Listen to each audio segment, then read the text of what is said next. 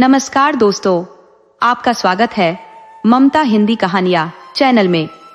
यहाँ पर आपको मिलेंगी दिलचस्प और रोचक कहानियाँ। अगर आपको हमारी कहानियाँ पसंद आए तो वीडियो को लाइक करें, चैनल को सब्सक्राइब करें और अपने सुझाव कमेंट में जरूर दें। आपके सहयोग से हमारा यह चैनल और भी लोगों तक पहुँच सकेगा। धन्यवाद।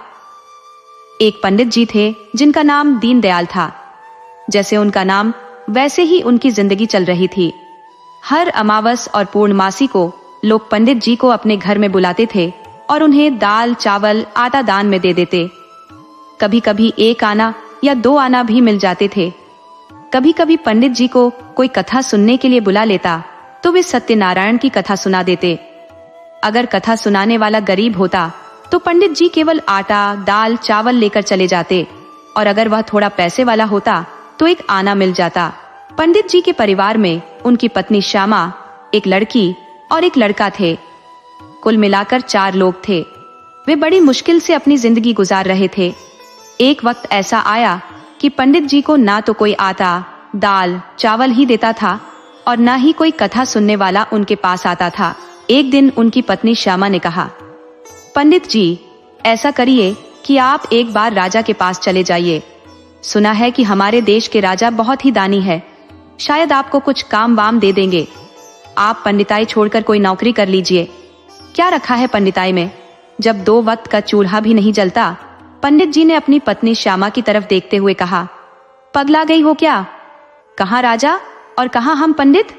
अरे, हमें कौन सी नौकरी देगा राजा? और दूसरी बात, जब हम अपने राजा के पास जाएंगे तो उनके चाहने वाले हमें अंदर भी नहीं घुसने देंगे, तो हम राजा से मिलेंगे कैसे? कुछ दिन इंतजार करो, कोई ना कोई जजमान कथा सुनने वाला मिल जाएगा और कुछ ना कुछ पैसा आ जाएगा। कुछ दिन बीत गए, लेकिन न तो पंडित जी के पास कोई कथा सुनने वाला आया और न ही किसी ने उन्हें आटा दाल चावल दिया। अमावस्या के 15 दिन बाद पंडित जी को अपनी जगह किसी और पंडित को लोगों के घर जाकर दान पुण्य लेकर आते हुए देखा। बेचारे पंडित जी खाली झोला लेकर घर आ जाते थे। एक दिन पूर्णमासी को पंडित जी अपने जजमानों के घर गए। अपनी झोली फैलाकर बोले, हाँ भाई जजमान, पूर्णमासी का कुछ दान मिलेगा क्या? उस जजमान, जो एक ठाकुर था, ने कहा, पंडित जी, हमने तो एक दूसरे पंडित जी को दान दे दिया है। वे ही आजकल पूरे गांव से दान पुण्य ले जाते हैं। आप तो कहीं दिखाई ही नहीं देते। पंडित जी मुंह बनाकर अपने मन में कहते हैं, ये कौन सा नया पंडित आ गया जिसने हमारे पेट पर लात मार दी है। पंडित जी अपना झोला उठाते हैं और ठाकुर से कहते हैं, ठीक है भाई, अब हम चलते हैं। पंडित जी अपना झोला उठाकर जाने लगते हैं। ठाकुर की पत्नी ठाकुर से कहती है, दरवाजे पर अगर ब्राह्मण आ गए हैं तो उन्हें खाली हाथ मत लौटाइए। फिर ठाकुर की पत्नी एक थाली में आटा चावल दाल घी हल्दी आलू टमाटर सब कुछ भरकर अपने पति के हाथ में देती है और कहती है, जाइए उन ब्राह्मण को दे दीजिए। ठाकुर जी पंडित जी के झोले में सारा सामान डाल देते हैं। पंडित जी वही सामान लेकर अपने घर के लिए रवाना हो जाते हैं। पंडित जी और किसी घर में फिर नहीं मांगते। पंडित जी अपने मन में सोचते हैं, हमारी पत्नी श्यामा सही बोल रही है, हमें महाराज से मिलना चाहिए, लेकिन हमें वहां जाने से बहुत डर लगता है। अरे कहाँ वो राजा और कहाँ हम पंडित, और फिर भैया पंडित की बात कौन सुनेगा, क्योंकि हम तो मामूली से पंडित हैं। अगर कहीं हमसे कुछ गलती हो गई तो कहीं राजा हमें मृत्यु दंड ना दे दे। हमारा तो पूरा परिवार हमारे बिना बिल्कुल बेकार हो जाएगा। न बाबा ना, हम राजा के पास नहीं जाएंगे, यही कोई काम देख लेंगे। ये पंडिताई छोड़कर कोई मजदूरी ही कर लेते हैं तो कम से कम मजदूरी से 4 पैसे तो हाथ आएंगे, जिससे हमारे परिवार का पेट भी भर जाएगा और बच्चों को भूखा नहीं सोना पड़ेगा। पंडित जी ऐसा सोचते हुए रास्ते में चले आ रहे थे। पंडित जी चलते चलते सोचते हुए सड़क पर निकल रहे थे। तभी उन्हें एक आदमी मिला जो साइकिल पर पंडित जी के पीछे पीछे आ रहा था। वह पंडित जी को देखते ही साइकिल रोक लेता है और पंडित जी की तरफ देखकर पूछता है, अरे पंडिता जी, आप कैसे हैं? पंडित जी उस आदमी के चेहरे की तरफ देखते हैं और कहते हैं, आप कौन हैं? हमने आपको पहचाना नहीं। वह आदमी हंसते हुए पंडित जी से कहता है, अरे पंडित जी, आपने हमको नहीं पहचाना? अरे हम हैं चंदनपुर के ठाकुर राम प्रसाद के लड़के। आपको याद है, हमारे पेट में एक बार बहुत जोर से दर्द हुआ था तो आप हमारे गांव दान लेने के लिए आए थे। फिर आपने एक जड़ी बूटी दी थी उसकी दवा बनाकर हमारी अम्मा ने हमें पिलाई थी, जिससे हमारा पेट दर्द ठीक हो गया था और जो दस्त लगे थे वे भी ठीक हो गए थे। पंडित जी हंसते हुए कहने लगे, अच्छा अच्छा, तो तुम शामू हो। अरे बच्चा, बहुत दिन हो गए उस बात को, तब तो तुम यही कोई 15-16 साल के थे। अब हमने तुम्हारे गांव जाना बंद कर दिया है। अब हमारा पैदल चलना इतना दूर हो नहीं पाता, हमसे पैदल नहीं चला जाता। हम तो बस यही आस पास जाकर थोड़ी सी भिक्षा मांग लेते हैं। क्या कहे, अमावस्या और पूर्णमासी के दिन ही भिक्षा लेकर आ जाते हैं। शामू पंडित जी से कहता, चलिए पंडित जी, आप हमारे पीछे साइकिल पर बैठ जाइए, हम भी आपके गांव की तरफ जा रहे हैं, वहीं आपको छोड़ देंगे। पंडित जी शामू की साइकिल के पीछे बैठ जाते हैं। शामू साइकिल चलाने लगता है। पंडित जी संकोच से शामू से पूछते हैं, ये बताओ बच्चा, तुम कुछ काम करते हो क्या? शामू पंडित जी से कहता है, हाँ पंडित जी, हमने इस शहर में एक पान की दुकान खोली है, बस वही पान बेचते हैं। अच्छा खासा पैसा मिल जाता है, और फिर हमारे खेत भी तो है। हम ठहरे अपने अम्मा बाबूजी की इकलौती संतान, हमारे लिए यह सब बहुत है।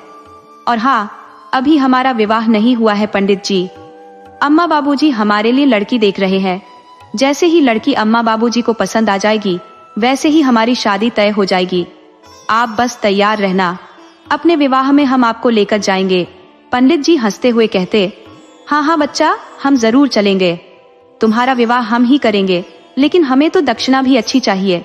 शामू हंसते हुए कहता, अरे पंडित जी, आप चिंता मत कीजिए, हम पान की दुकान चलाते हैं, अच्छी खासी आमदनी हो जाती है, हम आपको दक्षिणा भी अच्छी देंगे।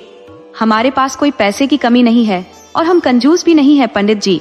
फिर पंडित जी कुछ देर विचार मग्न रहकर शामू से पूछते हैं, हम तुमसे एक बात पूछना चाहते हैं। शामू साइकिल चलाते हुए सड़क की तरफ देखकर पंडित जी से कहता है, हाँ हाँ पंडित जी, पूछिए, क्या पूछना चाहते हो? पंडित जी कहते हैं, हमें नशा मुक्त कोई काम दिला दो, छोटा मोटा काम करके 4 पैसे मिलेंगे तो हमारे बाल बच्चों का पेट भर जाएगा, क्योंकि इस तरह दान लेने से हमारा घर नहीं चलता। शामू पंडित जी से कहने लगा, ठीक है पंडित जी, हमारे पहचान के शहर में बहुत सारे व्यापारी हैं, हम उनसे बात करके आपको किसी की दुकान में काम दिलवा देंगे। आप दोनों काम करना, व्यापारी की दुकान में भी और अमावस्या को लोगों के घरों में दान लेना, इस तरह आपके खर्चे चल जाएंगे। पंडित जी शामू की बात सुनकर प्रसन्न हो जाते हैं और कहते हैं, ठीक है शामू, तुम जरूर अपने किसी व्यापारी से बात कर लेना, हम कल से काम करना शुरू कर देंगे। शामू कहता है, ठीक है पंडित जी। बात करते करते दोनों पंडित जी के गांव आ जाते हैं। पंडित जी जब अपने घर के पास पहुंचते हैं तो शामू से कहते हैं, बच्चा, हमें यहीं पर उतार दो, अब हम अपने घर चले जाएंगे। शामू पंडित जी को उतार देता है। वह पंडित जी को नमस्कार करते हुए कहता है, मुझे यहीं पास में काम है, जैसे ही हम किसी व्यापारी से बात करेंगे तो आपको सूचना भेज देंगे। पंडिता जी खुशी खुशी सिर हिलाते हैं और शामू से कहते हैं, बहुत बहुत धन्यवाद बच्चा। शामू साइकिल लेकर चला जाता है और पंडिता जी अपने घर आ जाते हैं। पंडित जी जैसे ही अपने घर आते हैं, उनकी धर्मपत्नी दरवाजे से ही उनका झोला पकड़ लेती है। वह मन में बहुत खुश होती है कि आज अमावस्या का दिन है, ढेर सारा चावल, दाल, आटा मिला होगा तो मेरे बच्चे आज भरपेट खाना खा पाएंगे। उनकी बेटी बड़ी और समझदार थी, लेकिन बेटा अभी 12 साल का था, इसलिए वह खाने की ज्यादा जिद करता था। जब पंडिताइन ने पंडित जी के हाथ से झोला लिया तो झोला उन्हें बहुत हल्का लगा। पंडिताइन पंडित जी का चेहरा देखकर पूछती है, क्या बात है पंडित जी, आज कुछ नहीं मिला क्या? पंडित जी अपने घर के बाहर तख्त पर बैठ जाते हैं और पंखा उठाकर अपने ऊपर हवा करते हुए बड़ी निराशा से कहते हैं, आज इतना ही मिला है, इसी से काम चला लो। हमने एक आदमी से बात की है, अब हम ये पंडिताई छोड़कर कहीं नौकरी करेंगे, नौकरी मिलते ही हमारे सारे दुख दर्द दूर हो जाएंगे। पंडिताइन जो पंडित जी के बगल में बैठ जाती है, पंडित जी की तरफ देखकर कहती है, पंडित जी, क्या तुम इस उम्र में नौकरी करोगे? पंडित जी मुस्कुराकर पंडिताइन की तरफ देखते हैं और कहते हैं, अरे कौन सा हमें खेत में जाकर फावड़ा चलाना है या खेत में हल जोतना है? किसी सेठ की गाड़ी में बैठ जाएंगे और सामान बेचेंगे, साड़ी, बर्तन आदि, बस ऐसे ही कोई काम ढूंढ लेंगे। तुम क्यों इतनी चिंता करती हो? बस कुछ दिन दुख भरे काट लो, उसके बाद सुख ही सुख है। पंडिताइन मुस्कुराते हुए दृढ़ता से उठती है और पंडित जी की ओर देखकर कहती है, अच्छा ठीक है, हम तुम्हारे लिए पानी लेकर आते हैं। इतना कहकर पंडिताइन घर के अंदर चली जाती है। उनकी आंखों में आंसू आ जाते हैं। वे अपने घर के मंदिर में दुर्गा जी की मूर्ति के सामने खड़े होकर कहती है, हे माता, हम इतनी पूजा करते हैं लेकिन आपको हमारी गरीबी दिखाई नहीं देती। क्या आप सिर्फ अमीरों की माँ है? हमारे दुख दूर करो। हमारे बच्चे भूखे रहते हैं। हम पति पत्नी तो भूख सह लेते हैं लेकिन हमारे बच्चे भूख नहीं सह पाएंगे। माता रानी कृपा करो, यदि हमारी भक्ति में जरा भी शक्ति है तो हमारा भाग्य बदल डालो। अभी पंडिताइन माताजी से प्रार्थना कर रही थी, तभी माताजी की मूर्ति पर चढ़ा हुआ फूल पंडिताइन की हथेली में आकर गिर जाता है, जैसे माताजी ने आशीर्वाद दिया हो। पंडिताइन अपनी हथेली में गिरे फूल को देखकर खुश हो जाती है और माता रानी के सामने हाथ जोड़कर कहती है, लगता है पंडित जी की नौकरी के बारे में जो सोचा था वह सच हो जाएगा। फिर जल्दी से रसोई घर में जाती है और एक गिलास पानी और थोड़ा सा गुड़ लेकर पंडित जी के पास बाहर आ जाती है। पानी और गुड़ की कटोरी पंडित जी को देते हुए पंडिताइन कहती है, लीजिए पंडित जी, थोड़ा सा गुड़ और पानी पी लीजिए, अभी हम खाना बनाते हैं। रात को सब लोग मिलकर खाना खाएंगे। पंडित जी गुड़ खाते हैं और पंडिताइन से कहते हैं, आज हमारा पेट बहुत भरा हुआ है, बदहजमी जैसी हो रही है, इसलिए हम खाना नहीं खाएंगे। खाना बनाकर तुम बच्चों के साथ मिलकर खा लेना। वैसे भी हमें श्यामू ने आते वक्त तगड़ा नाश्ता करा दिया था। देखो ना, हमारा पेट कितना फूला हुआ है। पंडिताइन पंडित जी की ओर देखकर कहती है, पंडित जी, हमें बेवकूफ मत समझिए। हम अच्छे से जानते हैं कि आप क्या कह रहे हैं। देखिए, जो भी लेकर आए हैं थोड़ा थोड़ा हम सब मिल बांट कर खा लेंगे। फिर आप कल नौकरी करने जा ही रहे हैं। नौकरी करते ही आप सब कुछ लेकर आना, फिर सब लोग अच्छे से भरपेट खाना खाएंगे। लेकिन आज सब लोग मिल बांट कर खाएंगे। पंडित जी पंडिताइन का चेहरा देखते रहते हैं और मन में सोचते हैं, हमसे शादी करके इस बेचारी को कोई सुख नहीं मिला, फिर भी यह हमारा हर वक्त साथ देती है और हमेशा मुस्कुराती रहती है। इसकी मुस्कुराहट से ही हमें शक्ति मिलती है। हम कल ही शहर जाकर नौकरी ढूंढेंगे, जैसा श्यामू ने बताया था। पंडिताइन ने खाना बनाया और सबको बैठकर खिलाया। बच्चों को तो दोनों पति पत्नी ने भरपेट खिलाया, पर खुद दोनों ने थोड़ा थोड़ा ही खाया। रात हो चुकी थी। पंडित जी अपने कमरे में आकर खटिया पर लेट गए। उनकी पत्नी उनके पैर दबाते हुए पंडित जी से पूछती है, पंडित जी, क्या सचमुच आप नौकरी करेंगे? पंडित जी अपना हाथ सिर पर रखकर कहते हैं, हाँ पंडिताइन, अगर हम नौकरी नहीं करेंगे तो खर्चे पूरे नहीं हो पाएंगे। दान के चावल से बच्चों का पेट नहीं भरता। कल हम शहर जाकर नौकरी ढूंढेंगे। अगर सेठ अच्छा हुआ तो एडवांस रुपया ले आएंगे और घर के लिए राशन पानी लेकर आएंगे। अगर सेठ कंजूस निकला तो भी उधार लेकर राशन जरूर लाएंगे। हमारे बच्चे भूखे न रहे। पंडिताइन पंडित जी के पैर दबाकर बच्चों के पास जमीन पर लेट जाती है और सोने की कोशिश करती है। थोड़ी देर बाद पंडिताइन सो जाती है, लेकिन पंडित जी को नींद नहीं आती। पंडित जी रात भर करवट बदलते हुए सोचते रहे कि कल सुबह शहर जाकर जरूर नौकरी ढूंढेंगे। जैसे ही 4 बजते हैं, पंडित जी उठ जाते हैं और अपनी धोती लौटा लेकर नदी किनारे चले जाते हैं। पंडिताइन और बच्चे अभी सो रहे थे। पंडित जी नदी किनारे स्नान कराते हैं और अपने पूजा वाले कमरे में बैठकर भगवान की पूजा करने लगते हैं। पूजा के बाद पंडित जी आरती के लिए घंटी बजाने लगते हैं। जैसे ही घंटी बजती है, पंडिताइन की आंख खुल जाती है। वे उठकर बैठ जाती है और कमरे से बाहर आकर देखती है कि पंडित जी पूजा कर रहे हैं। पंडिताइन थोड़ी देर खड़ी रहती है, फिर पंडित जी से पूछती है, पंडित जी, आप रात भर सोए नहीं क्या? पंडित जी पंडिताइन की ओर देखकर कहते हैं, अरे नहीं पंडिताइन, हम रात भर सोए थे, लेकिन आज सुबह जल्दी उठ गए क्योंकि हमें शहर जाना है, इसलिए हमने जल्दी पूजा खत्म कर ली है। पंडिताइन शक भरी नजरों से पंडित जी को देखती रहती है। पंडित जी कहते हैं, अरे पंडिताइन, हम झूठ नहीं बोल रहे हैं। हमने आज गाय का दूध निकाल लिया है। तुम थोड़ा अदरक वाली चाय बना दो, हम पीकर चले जाएंगे। पंडिताइन कहती है, हमें 2 मिनट का समय दीजिए, हम अभी नहा धोकर आ जाते हैं। पंडित जी कहते हैं, इतना समय हमारे पास नहीं है क्योंकि हमें पैदल शहर जाना है और शहर यहाँ से बहुत दूर है। पंडिताइन चूल्हे के पास आकर चाय चढ़ा देती है। पंडित जी दान में लाए गुड़ से गुड़ की चाय बनती है।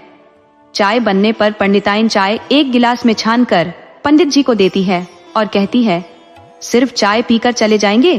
पंडित जी कहते हैं, हाँ, वैसे भी हमारे पास 10 पैसे हैं, अगर हमें भूख लगी तो कुछ लेकर खा लेंगे, तुम चिंता मत करो। पंडित जी चाय पीते हैं, फिर अपना झोला और लाठी उठाकर गले में अंगोछा डालकर पंडिताइन से कहते हैं, देखो हम शहर जा रहे हैं, बच्चों को अच्छे से खाना बना देना, कल का कुछ बचा हुआ है ना? पंडिताइन सिर हिलाकर हामी भरती है। पंडित जी घर से बाहर निकलते हैं और कहते हैं, हम जल्दी लौट कर आएंगे पंडिताइन। पंडिताइन के मन में दुख होता है, वह सोचती है, हमारे पंडित जी को रात भर नींद नहीं आई है। फिर पंडिताइन जल्दी से उठती है, अपना लौटा और धोती लेकर नदी की ओर चली जाती है। स्नान कर घर लौटती है और सबसे पहले घर के मंदिर में बैठती है। वहां दुर्गा माता की मूर्ति के सामने बैठकर कहती है, माता जी, केवल हम ही मिले हैं आपको परीक्षा के लिए? दुनिया में और लोग भी हैं, उनकी परीक्षा क्यों नहीं लेती? हमारी जिंदगी नरक बना रखी है, हमारे छोटे छोटे बच्चे भूखे सोते हैं, हम आपकी पूजा नहीं करेंगे, आज से आपके मंदिर में दीप नहीं जलाएंगे। हमारे पंडित जी इतनी मेहनत करते हैं फिर भी सफलता नहीं मिलती। एक पंडित जो पूजा पाठ करता है उसे नौकरी ढूंढनी पड़ती है। माता रानी, अगर आज आपने जवाब नहीं दिया तो हम आपकी पूजा नहीं करेंगे। आप पत्थर की मूर्ति हो, पत्थर की ही रहो। आज के बाद ये पंडिताइन तुमसे बात नहीं करेगी और न ही पूजा करेगी। जब हमारे अच्छे दिन आएंगे तभी पूजा करेगी। इतना कहकर पंडिताइन मंदिर से उठ जाती है और कहती है, अच्छे दिन आएंगे तभी पूजा करूंगी, और घर के कामों में लग जाती है। पंडिताइन के बच्चे भी जाग जाते हैं और नदी में नहाने के बाद लौट आते हैं। पंडिताइन उनके लिए खाना बनाती है, लेकिन पूरे दिन उसके दिमाग में पंडित जी ही घूमते रहते हैं। यहाँ तक कि पंडिताइन खुद खाना नहीं खाती और बच्चों को खिलाकर पाठशाला भेज देती है। उधर पंडित जी जंगल से गुजरते हुए सड़क पर आ जाते हैं और फिर सड़क से चलते हुए शहर में पहुंच जाते हैं। गांव से शहर पहुंचने में उन्हें कम से कम 4 घंटे लगते हैं। जब वह शहर पहुंचते हैं तो देखते हैं कि अधिकतर दुकानें बंद है, सिर्फ श्यामू की दुकान खुली है। पंडित जी श्यामू की दुकान के पास जाकर खड़े हो जाते हैं। श्यामू पंडित जी को देखकर बाहर निकलता है और उनके पैर छूता है। वह कहता है, अरे पंडित जी, आप आ गए, चलिए बैठिए, मैंने एक सेठ से बात की है, अभी हम आपकी बात करा देते हैं और आप आज से ही नौकरी शुरू कर सकते हैं। पंडित जी श्यामू की बात सुनकर खुश हो जाते हैं और कहते हैं, ठीक है श्यामू, हम आज से ही नौकरी शुरू कर देंगे। थोड़ी देर बाद सेठ आता है और अपनी दुकान खोलता है। श्यामू पंडित जी से कहता है, चलिए पंडित जी, हम आपको सेठ जी से मिलवा देते हैं। पंडित जी खुशी खुशी श्यामू के साथ सेठ की दुकान में आते हैं। श्यामू सेठ जी से कहता है, सेठ जी, यही वह पंडित जी हैं जिनकी मैंने आपसे बात की थी। सेठ जी पंडित जी को ऊपर से नीचे तक देखते हैं और पूछते हैं, क्या आपने पहले किसी दुकान में काम किया है? पंडित जी जवाब देते हैं, नहीं सेठ जी, हम पंडित हैं, कथा, पूजा पाठ, विवाह, शादी करके जो पैसा मिलता है उसी से हमारी जिंदगी चलती है। हमने आज तक नौकरी नहीं की है, यह हमारी पहली नौकरी होगी। सेठ जी श्यामू की तरफ देखकर कहते हैं, श्यामू, बुरा मत मानना, लेकिन हमें ऐसे आदमी की जरूरत है जो पहले से काम का अनुभव रखता हो। पंडित जी, हमारी दुकान के काम के लायक नहीं है, हमारी दुकान में बड़े बड़े पैसों का हिसाब करना पड़ता है। पंडित जी कथा और पूजा पाठ करने वाले व्यक्ति हैं, वे यह काम नहीं संभाल पाएंगे। तुम हमें क्षमा करो, पर मैं पंडित जी को नौकरी पर नहीं रख सकता। पंडित जी सेठ की बात सुनकर दुखी हो जाते हैं। श्यामू पंडित जी के कंधे पर हाथ रखकर कहता है, पंडित जी, आप दुखी मत होइए, चलिए मैं और सेठ से बात करता हूँ, कहीं ना कहीं तो आपका काम बन ही जाएगा। श्यामू और पंडित जी पूरे बाजार में हर दुकान में बात करते हैं, पर कोई भी पंडित जी को नौकरी नहीं देता। किसी दुकान में पहले से ही नौकर है तो किसी की दुकान में उसके अपने बच्चे ही काम करते हैं, इसलिए पंडित जी को नौकरी नहीं मिलती। पंडित जी मायूस होकर श्यामू से कहते हैं, श्यामू, हमारा तो भाग्य ही खराब है, हमने सोचा था कि नौकरी करके अपने बच्चों का पेट भरेंगे, लेकिन अब क्या करें, हमको यह काम करना ही पड़ेगा क्योंकि अन्यत्र से कुछ भी मिलने वाला नहीं है। आज हमारे बच्चे क्या खाएंगे? कल का जो भोजन था वह रात में ही समाप्त हो गया और जो बचा था वह आज सुबह खत्म हो गया। हमें और हमारे परिवार को शायद भूखा सोना पड़ेगा। श्यामू पंडित जी की बात सुनकर कहता है, नहीं पंडित जी, आपके परिवार को भूखा नहीं सोना पड़ेगा। चलिए मेरे साथ चलिए। फिर श्यामू पंडित जी को एक राशन की दुकान पर ले जाता है।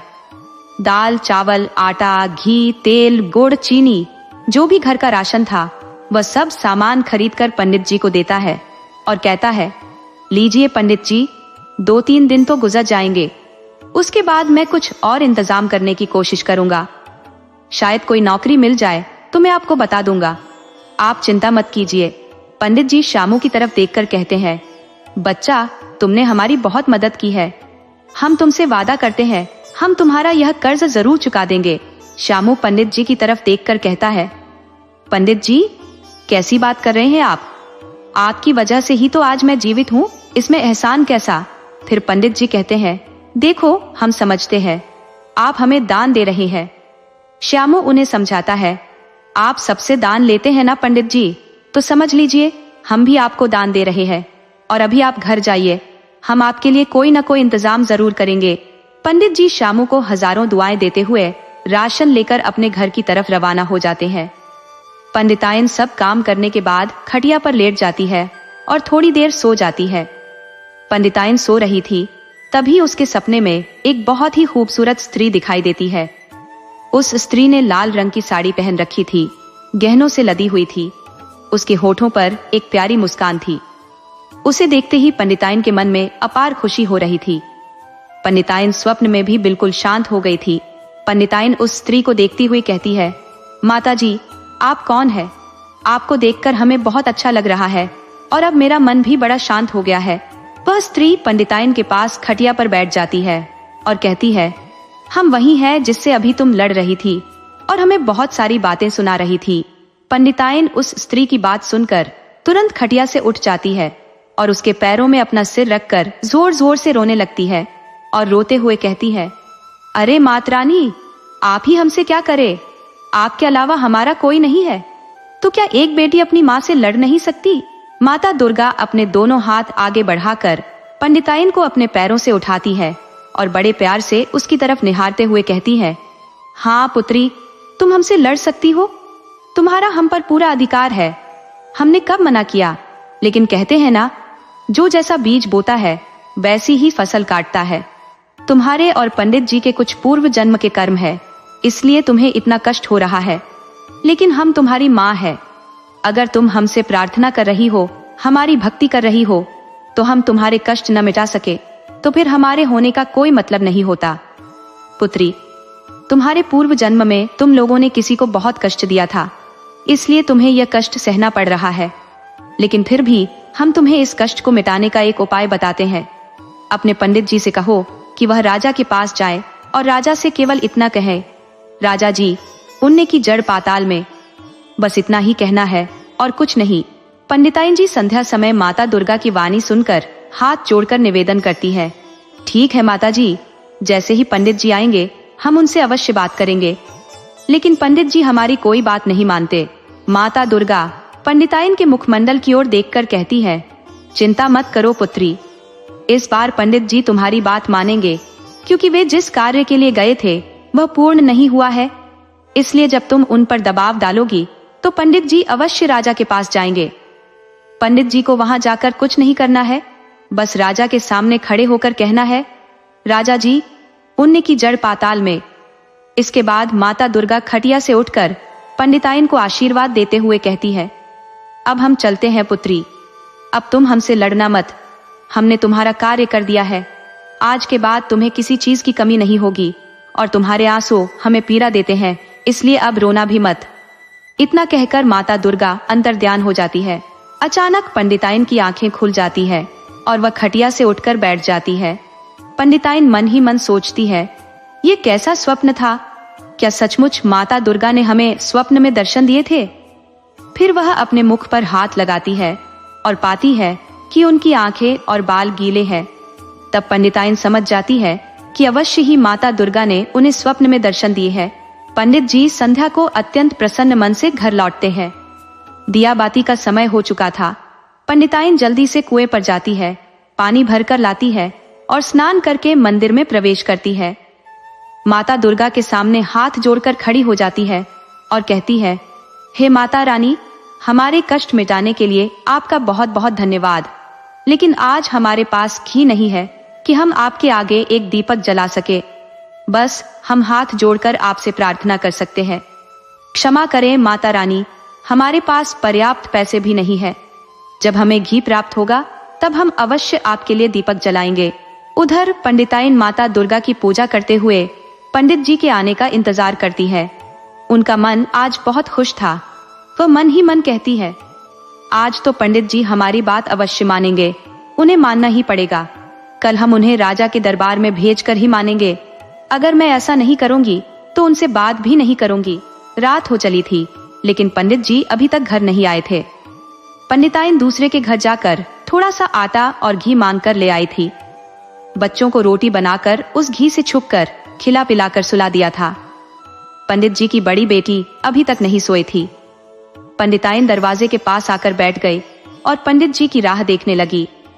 पंडित जी की बड़ी बेटी भी उनकी बगल में आकर बैठ गई और अपनी माँ से कहती है, माँ, तुमने हमें तो खाना खिला दिया पर अभी तक तुमने नहीं खाया। पंडिताइन अपनी बेटी की तरफ देखकर कहती है, अरे राधा, तुम अभी तक क्यों जाग रही हो? सो जाओ, तुम्हारे पिताजी आ जाएंगे तो हम उनके साथ खाना खा लेंगे। अभी तक वह नहीं आए हैं, इसलिए मुझे चिंता हो रही है। रात होने को चली है और तुम्हारे पिताजी अभी तक नहीं आए हैं। तभी राधिका को दूर से पंडित जी आते दिखाई देते हैं। राधिका उत्साहित होकर अपनी माँ की तरफ देखकर कहती है, देखो माँ, पिताजी आ रहे हैं। पंडिताइन की नजर सामने सड़क पर जाती है तो उनका मन प्रसन्न हो जाता है और उनकी चिंता दूर हो जाती है। पंडिताइन अपनी पुत्री राधा से कहती है, अब तुम जाओ और सो जाओ। जब हम तुम्हारे पिताजी को भोजन देंगे तब हम सोने के लिए आएंगे। राधा उठकर अपने कमरे में चली जाती है। धीरे धीरे पंडिताजी घर आ जाते हैं और अपनी पत्नी को देखकर कहते हैं, अरे, तुम अब तक जाग रही हो?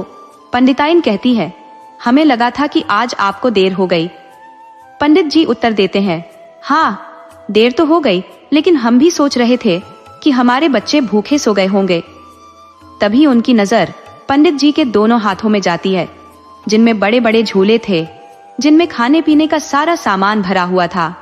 परंतु पंडित जी के चेहरे पर कोई खुशी नहीं थी। पंडिताइन झूलों को पंडित जी के हाथों से ले लेती है। पंडित जी बाहर आंगन में रखे पानी में हाथ पैर धोते हैं और फिर घर के अंदर आ जाते हैं। पंडिताइन पूछती है, आज खाने को कुछ नहीं होगा? बच्चे तो भूखे सो गए होंगे। पंडित जी मुस्कुराते हुए उत्तर देते हैं, नहीं नहीं पंडित जी, हमने सामने वाली पंडिताइन से 1 किलो आटा और थोड़ा सा घी मांग लिया था। रोटियां बनाकर बच्चों को घी लगाकर खिला दिया। पंडिताइन कहती है, हमें पता है आपको कोई काम नहीं मिला। पंडित जी हैरान होकर अपनी पत्नी का चेहरा देखते हुए पूछते हैं, तुम्हें कैसे पता चला कि हमें कोई काम नहीं मिला? पंडिताइन कहती है, जाइए, आप स्नान कर लीजिए, फिर हम आपको बताएंगे कि हमें कैसे पता चला। पंडित जी उठकर बाहर आंगन में जाते हैं और स्नान करने लगते हैं। पंडिताइन चूल्हा जलाकर तवा चढ़ाती है और ताजा रोटियां बनाने लगती है। लकड़ियों का धुआं रसोई घर में फैल जाता है। पंडिताइन सोचती है, अगर थोड़ा सा पैसा घर आ जाए तो हम बाहर एक कमरा बनवा लेंगे और वहीं चूल्हा चक्की लगवा लेंगे। धुआं पंडित जी की आंखों में जाने के कारण उनकी आंखों से आंसू बह रहे थे। स्नान करके पंडित जी घर के अंदर आते हैं और पंडिताइन की बात सुनते हैं। वे हंसते हुए कहते हैं, अगर पैसा आ जाएगा तो हम एक पक्का मकान बनवाएंगे और अपने बच्चों के लिए अलग अलग कमरे बनवाएंगे। चूल्हे की जगह कोयले वाली अंगीठी लाकर देंगे। पंडिताइन मुस्कुराने लगती है। पंडित जी भोजन करके उठ जाते हैं। फिर पंडिताइन भी भोजन करती है और बर्तन धोकर अपने कमरे में आती है। पंडित जी अपनी खाट पर बैठे विचार कर रहे थे। तभी पंडिताइन उनके पास आकर बैठ जाती है और उनके पैर दबाते हुए कहती है, पंडित जी, हम तुमसे एक बात कहना चाहते हैं। अगर तुमने हमारी बात मान ली तो समझ लो कि हमारी किस्मत खुल गई। पंडित जी अपनी पत्नी के चेहरे की तरफ देखते हैं और पूछते हैं, क्या कहना चाहती हो? पंडिताइन कहती है, आज दोपहर को हम सो रहे थे, हमने एक सपना देखा और फिर अपना दोपहर का सपना सुनाने लगती है। पंडित जी पंडिताइन से कहते हैं, एक बार तुम्हारा सपना है वो सत्य हो, परंतु तुम्हारी यह बात मानने में क्या हानि है? पंडिताइन कहती है, नहीं, आप एक बार मेरी बात मान लीजिए और राजा के पास चले जाइए, शायद हमारी किस्मत बदल जाए। पंडित जी कहते हैं, तुम हमेशा राजा के पास जाने की जिद करती रहती हो, हम राजा के पास नहीं जाएंगे। पंडिताइन पंडित जी के पैर दबाते हुए गुस्से में कहती है, माता रानी का सपना है, हम झूठ नहीं बोल रहे। एक बार अगर आप राजा जी के पास चले जाएंगे तो क्या बिगड़ जाएगा, धरती तो नहीं पलट जाएगी। एक बार जाकर देखिए, काम बनता है तो बनता है, नहीं बनता है तो नहीं बनता। अब हम आपसे वादा करते हैं कि कभी राजा के पास जाने को नहीं कहेंगे। पंडित जी पंडिताइन को नाराज होते हुए देखते हैं और मुस्कुराकर कहते हैं, वैसे पंडिताइन, तुम नाराज होती हो तो तुम्हारा चेहरा और ज्यादा खिल जाता है। फिर पंडित जी पंडिताइन की साड़ी को छूने की कोशिश करते हैं तो पंडिताइन उनका हाथ झटक कर कहती है, छोड़िए भी, जब हमारी बात नहीं माननी है तो हमसे बात ही मत करिए। पंडिताइन झटके से उठ जाती है और अपने धोती का घूंघट संभालते हुए जैसे ही बच्चों के पास लेटने जाती है, पंडित जी उनका हाथ पकड़कर अपने पास बिठाकर कहते हैं, अच्छा बाबा, मान ली तुम्हारी बात, हम राजा के पास जाएंगे, लेकिन यह बताओ, माता जी ने हमें आदेश दिया है राजा जी के पास जाने का, पर हम राजा से कहेंगे क्या? पंडिताइन अपने पति की तरफ देखकर कहती है, आपको वहां सिर्फ ये कहना है कि राजा जी, पुण्य की जड़ पाताल में है, बस इसके अलावा कुछ नहीं कहना। पंडित जी सोचते हैं और फिर कहते हैं, अच्छा ठीक है, अगर माता का आदेश है तो शायद कुछ अच्छा ही होगा, हम राजा के दरबार में जाएंगे। अच्छा, तुम अब जाओ और सो जाओ, हम भी सो जाते हैं। दोनों खुशी से सो जाते हैं। पंडित जी फिर पूछते हैं, अब तो तुम हमसे नाराज नहीं हो? पंडिताइन कहती है, नहीं नहीं, हम तुमसे नाराज नहीं है, हम तो अपने बच्चों का मुंह देखते हैं। हम दोनों को 2 दिन भूखा रहना पड़े तो रह लेंगे, लेकिन हमारे बच्चे भूखे नहीं रह सकते, इसलिए हम आपसे जिद करते हैं। पंडित जी कहते हैं, ठीक है, अच्छा ही किया, जाओ सो जाओ, सुबह हम जल्दी तैयार होकर राजा के दरबार में चलेंगे, जो होगा अच्छे के लिए ही होगा। शायद माता रानी का यही आदेश है, तभी हमें नौकरी नहीं मिली है। पंडिताइन बच्चों के पास जाकर लेट जाती है। पंडित जी भी करवट बदलकर सोने की कोशिश करते हैं, लेकिन उन्हें नींद नहीं आती। पंडित जी सुबह 4 बजे उठ जाते हैं और अंधेरे में ही पानी भरकर आंगन में रख लेते हैं। पंडिताइन भी पंडित जी के साथ गर्म पानी से नहा लेती है, क्योंकि सुबह सुबह कुएं का पानी गर्म होता है। पंडित जी स्नान कर पूजा पाठ करते हैं। उनकी पत्नी पंडिताइन श्यामा उनके लिए परांठा सब्जी बना देती है, क्योंकि श्यामा ने जो सम्मान दिया था उसमें सब्जियां भी थीं। पंडित जी अपनी पत्नी से कहते हैं, श्यामा, सुबह सुबह हमें भूख नहीं लगती, ऐसा करो, तुम पराठे एक कपड़े में बांध दो, दोपहर को हम खा लेंगे। हमारी लुटिया और डोर भी झोले में भर दो, रास्ते में कोई कुआं बावले मिलेगी तो पानी भरकर पी लेंगे। पंडित जी के कहने पर पंडिताइन वैसा ही करती है।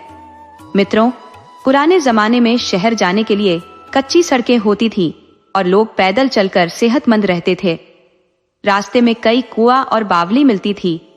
बावली एक छोटा सा तालाब होता है जिसमें पानी भरा रहता है। राहगीर एक लोटा रखते थे जिसमें पतली रस्सी बंधी होती थी। वे उस लोटे को पानी में डालकर पीते थे। ये सत्य है, क्योंकि मैं भी गांव से हूँ और मेरे बचपन में भी ऐसा ही होता था। पंडित जी ने एक लौटा और रस्सी अपने बैग में रखवा ली थी और पराठे भी झोले में बांध लिए थे। वे राजा से मिलने के लिए निकल पड़े। पंडिताइन दरवाजे पर खड़ी होकर अपने पति को जाते हुए देखती रहती है। पंडित जी उसकी आंखों से ओझल हो जाते हैं। तब पंडिताइन मंदिर में जाकर माता रानी के सामने हाथ जोड़कर कहती है, माता रानी, आपने सपने में आकर कहा था पंडित जी को हमने राजा के दरबार में भेज दिया है। माता जी, आज पंडित जी के राज दरबार में जाने पर हमारा काम हो जाना चाहिए, वरना पंडित जी बहुत चिल्लाएंगे वापस आकर। हाथ जोड़कर आंखें मूंदकर माता दुर्गा की स्तुति करने लगती है।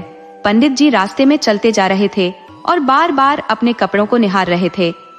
आज पंडित जी ने वह कुर्ता पहना था जो उन्होंने अपनी शादी में पहना था। पंडित जी की शादी को 20 साल हो गए थे, लेकिन उन्होंने इसे अधिक नहीं पहना था। पंडित जी के पास अच्छे धोती कुर्ते नहीं थे, इसलिए उन्होंने इसे संभाल कर रखा था ताकि किसी खास मौके पर पहन सके। आज राजा से मिलने के लिए उन्होंने यह कुर्ता पहन लिया था। लौटे में लकड़ी के कोयले डालकर गर्म करके पंडित जी ने कुर्ते को प्रेस किया था। एक भक्त ने उन्हें नया अंगोछा दिया था, जिसे उन्होंने कंधे पर डाला था। पंडित जी ने आज तिलक लगाया था और बस चले जा रहे थे, मन में सोचते हुए, पत्नी के कहने पर राज दरबार तो जा रहा हूँ, लेकिन देखो वहां क्या होता है। आज तक कभी राज दरबार नहीं गया, राजा तो हमें देखते ही महल से बाहर करवा देगा। कोई बात नहीं, पत्नी की बात मानकर जा रहा हूँ, देखो आज क्या होता है। दोपहर होते होते पंडित जी राजमहल में पहुंच जाते हैं। चिंता के मारे पंडित जी ने खाना भी नहीं खाया था। पराठे और सब्जी झोले में बंद थे। पंडित जी ने रास्ते में पानी भी नहीं पिया था। महल के बड़े गेट पर खड़े होकर पंडित जी देखते हैं कि गेट के चारों ओर सैनिक तैनात है। सैनिकों को देखकर पंडित जी की हालत खराब हो जाती है। पंडित जी सोचते हैं, यहाँ से निकल जाना ही बेहतर है। अगर मैंने खैर चाही तो राज दरबार में मत जाना, वरना आज राजा मुझे सूली पर चढ़ा देगा। लेकिन पंडित जी की आंखों के सामने अपने मासूम बच्चों का चेहरा आ जाता है। पंडित जी रुक जाते हैं और वापस मुड़कर कदम राजमहल की तरफ बढ़ा देते हैं। धीरे धीरे राजमहल के विशाल गेट के पास पहुंच जाते हैं। गेट को देखते ही पंडित जी की आंखों में चमक आ जाती है। राजमहल का दरवाजा सोने चांदी से बना हुआ था और उस पर सुंदर डिजाइन बनी हुई थी। पंडित जी बस दरवाजे को देखते रहते हैं। तभी एक सैनिक की निगाह पंडित जी पर पड़ती है। पंडित जी पर माता रानी की विशेष कृपा हो गई थी। जैसे ही सैनिक पंडित जी के पास आने लगा, उनके माथे का पसीना बहने लगा और दिल तेजी से धड़कने लगा। पंडित जी के मन में भय व्याप्त हो गया। उन्होंने मन ही मन कहा, यह सैनिक हमें दरबार में पकड़कर ले जाएगा और राजा हमारे साथ न जाने कैसा सलूक करेगा, कहीं हमें सूली पर न लटका दे। जैसे जैसे सैनिक पंडित जी के निकट आ रहा था, उनका डर बढ़ता जा रहा था। आखिरकार पंडित जी गरीब आदमी जो ठहरे। सैनिक ने पास आकर अपने दोनों हाथ जोड़कर पंडित जी को प्रणाम किया। पंडित जी ने अपना हाथ उठाकर आशीर्वाद दिया। सैनिक ने पंडित जी से कहा, पंडित जी, क्या आप महाराज से मिलने आए हैं? पंडित जी हल्के से मुस्कुराकर बोले, हाँ जजमान, हम जरा महाराज से मिलने आए हैं। हमारा नाम पंडित दीनानाथ है और हम गांव के रहने वाले हैं। सैनिक ने कहा, ठीक है पंडित जी, महाराज का दरबार लगा हुआ है, आप चले जाइए, महाराज आपको मिल जाएंगे। फिर सैनिक ने अपने साथियों से कहा, पंडित जी को महाराज के दरबार में जाने दो। पंडित जी को बड़ी हैरानी हुई। उन्होंने अपने माथे का पसीना पोंछ लिया और सैनिक ने महल का दरवाजा खोल दिया। पंडित जी महल के अंदर आ गए। जैसे ही उन्होंने महल को देखा, उनका सिर घूम गया। महल सोने का बना हुआ प्रतीत हो रहा था। इतना चमक रहा था कि महल के सामने बहुत बड़ा मैदान था, जिसमें तरह तरह के फूल, पौधे और पेड़ लगे हुए थे। पंडित जी ने विस्मित आंखों से इन सभी चीजों को देखा। तभी एक और सैनिक पंडित जी के पास आया। उसने हाथ जोड़कर पंडित जी को प्रणाम किया और कहा, पंडित जी, आपको राज दरबार जाना है। पंडित जी ने सिर हिलाते हुए हामी भरी। सैनिक ने कहा, ये रास्ता महल जाने का नहीं है, महाराज का दरबार महल के बाहर लगता है। आप इस रास्ते से जाइए, आप महाराज के दरबार तक पहुंच जाएंगे। पंडित जी धीरे धीरे चलते हुए महाराज के दरबार में पहुंच गए। पंडित जी राज दरबार के अंदर जाने की हिम्मत नहीं जुटा पा रहे थे। बाहर से ही देख रहे थे कि राजा एक विशाल सिंहासन पर बैठे हैं। इतने ऊंचे बैठे थे कि राजा को देखने के लिए गर्दन उठानी पड़ रही थी। सिंहासन के नीचे दरबारी बैठे थे और उनके पास मंत्रीगण विराजमान थे। पंडित जी वहीं थोड़ी देर खड़े रहे, फिर मन में कहा, जब हम इतनी दूर आ ही गए हैं तो दरबार में चले ही जाते हैं, जो होगा देखा जाएगा, माता रानी का आशीर्वाद तो है ही। पंडित जी ने अपने माथे का पसीना पोंछा और राज दरबार के अंदर चले गए। जैसे ही पंडित जी दरबार में गए, राजा किसी का मुकदमा सुन रहे थे।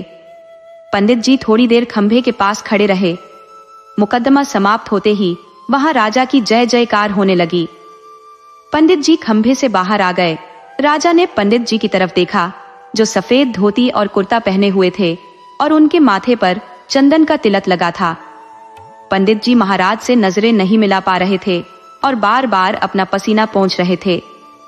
महाराज वीरेंद्र प्रताप कुमार ने पंडित जी के चेहरे की ओर देखकर पूछा, पंडित जी, क्या खबर है और यहाँ कैसे आना हुआ?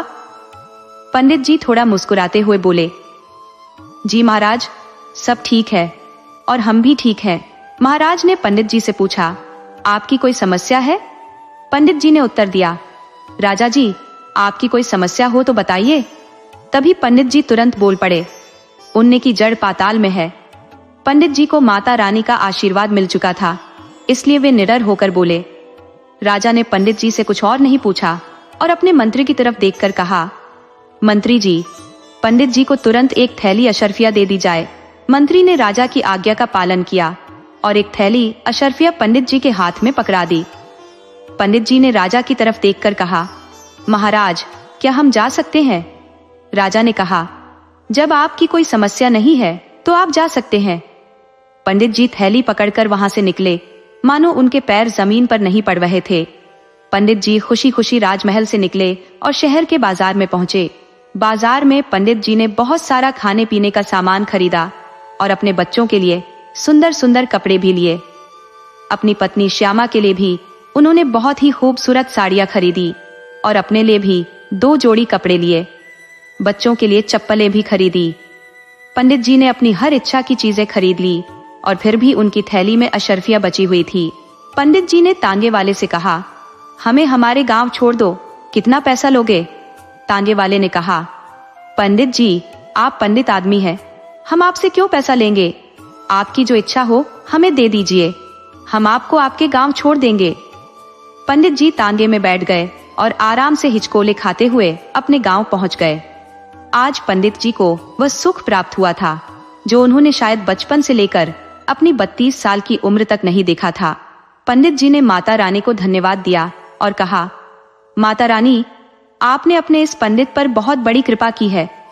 बस माता रानी, हमारे छोटे से परिवार पर अपनी कृपा बनाए रखना।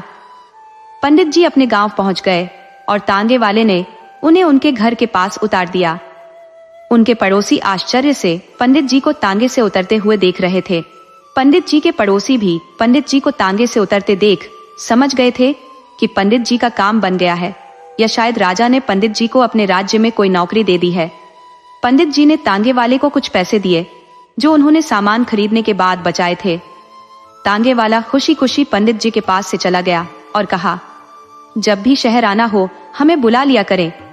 हमारा नाम रघु है और सब हमें जानते हैं। आप किसी से भी पूछेंगे तो बता देंगे, हम आपके पास आ जाएंगे। हर बार हम आपको आपके गांव छोड़ देंगे। पंडित जी ने तांगे वाले को धन्यवाद दिया और अपने घर के अंदर चले गए। सारे पड़ोसी पंडित जी को घूर घूर कर देख रहे थे क्योंकि पंडित जी अपने हाथों में कई झोले पकड़कर आए थे। पंडित जी ने मुस्कुराते हुए कहा, श्यामा, आओ अंदर चलो। श्यामा अंदर चली गई और दरवाजा बंद कर लिया। ये पहली बार था जब श्यामा ने दरवाजा बंद किया था, वरना पंडित जी आते थे और बाहर ही मुंह धोते थे। पंडित जी ने श्यामा से पूछा, अरे दरवाजा क्यों बंद कर रही हो? श्यामा ने कहा, पंडित जी, आज पड़ोसी हमें देख रहे हैं, कहीं नजर न लग जाए। कहते हैं नजर लगने से सारी खुशियां चली जाती हैं। पंडित जी ने हंसते हुए कहा, आज इतने दिनों बाद घर में हंसी की गूंज सुनाई दे रही है। पंडित जी अपने बच्चों के पास बैठ गए और बोले, श्यामा, घर का सामान देखो, 2 झोले में राशन है और बाकी में कपड़े। श्यामा एक एक सामान निकालकर रसोई में रख रही थी। आज वह बहुत खुश थी। उसे लगा कि उसकी गरीबी खत्म हो गई है और उसके बच्चे अब भूखे नहीं रहेंगे। पंडित जी और श्यामा के चेहरे पर सुकून और खुशी साफ झलक रही थी। दोनों बहुत खुश थे। श्यामा ने बच्चों को नए कपड़े पहनाए और सभी एक दूसरे को देखकर खुश हो रहे थे। श्यामा की बेटी ने कहा, पिताजी, यह लहंगा और दुपट्टा बहुत सुंदर है। पंडित जी गर्व से बोले, हमें पता था कि यह रंग हमारी बेटी को बहुत पसंद आएगा। बेटा भी खुश होकर कहने लगा, पिताजी, ये कपड़े बहुत अच्छे हैं। पंडित जी ने श्यामा से दरवाजा बंद करने का कारण पूछा तो श्यामा ने बताया, आज पड़ोसी हमें देख रहे हैं, कहीं नजर न लग जाए। पंडित जी ने जोर से हंसते हुए कहा, इतने दिनों बाद घर में हंसी की आवाज सुनाई दे रही है। पंडित जी ने अपने बच्चों को पास बुलाकर कहा, श्यामा, झोले में जो सामान है उसे देखो, राशन और कपड़े सब ले आए हैं। श्यामा ने सामान रसोई में रखा और बहुत खुश हुई। उसे लगा कि अब उसकी गरीबी खत्म हो गई है। पंडित जी और श्यामा के चेहरे पर सुकून और खुशी थी। श्यामा ने बच्चों को नए कपड़े पहनाए और सभी खुश हो गए। बेटी ने पंडित जी से कहा, पिताजी, यह लहंगा और दुपट्टा बहुत सुंदर है। पंडित जी ने गर्व से कहा, हमें पता था कि यह रंग हमारी बेटी को बहुत पसंद आएगा। उनका पुत्र उनके समीप आकर कहता है, पिताजी देखिए, मुझ पर यह कुर्ता पायजामा कितना भला लग रहा है। पंडित जी अपनी पत्नी श्यामा की ओर मुस्कुराकर कहते हैं, अब तुम भी हमें यह साड़ी पहनकर दिखाओ। पूर्णताई इसे बड़ी मोहब्बत से लाई है। पंडिताइन शर्माते हुए उत्तर देती है, क्या बच्चों के सामने ऐसी बातें करते हो? कल इसे धोकर और माताजी को अर्पित करने के बाद ही पहनूंगी।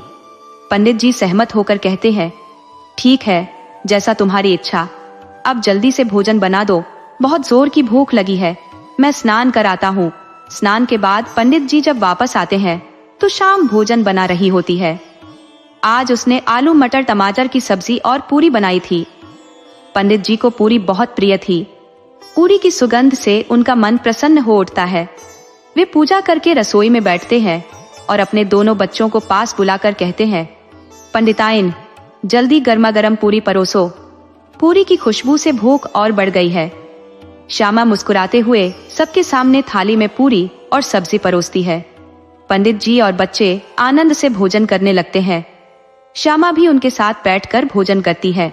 भोजन करते हुए पंडित जी कहते हैं, पंडिताइन हम मिठाई भी लाए हैं। एक एक पेड़ा तो होना चाहिए, तभी मजा आएगा। पंडिताइन मिठाई का डिब्बा खोलकर पंडित जी को पेड़ा निकाल कर देती है। भोजन के बाद सब लोग रसोई से उठकर कमरे में आ जाते हैं। पंडित जी पहले से ही कमरे में आराम कर रहे होते हैं। बच्चे भी जमीन पर सो जाते हैं। श्यामा पंडित जी के हाथ पैर दबाने लगती है और देखती है कि पंडित जी सो गए हैं। वह भी बच्चों के पास सो जाती है। आज पंडित जी और पंडिताइन आराम से सो रहे थे। कई दिनों बाद उन्होंने तृप्ति से भोजन किया था। बच्चे भी नए कपड़ों में सुकून से सो रहे थे। पंडिताइन रोज की तरह सुबह 4 बजे उठती है और कुएं से पानी लाकर आंगन के मटके भर देती है। पंडित जी भी जागते हैं और गर्म पानी से स्नान करते हुए पूछते हैं, श्यामा आज क्या करना है? क्या आज भी राजा के पास जाना है? पंडिताइन उत्तर देती है, पंडित जी आप आज भी राजा के पास जाइए। जब तक माता रानी मना न करें रोज जाइए।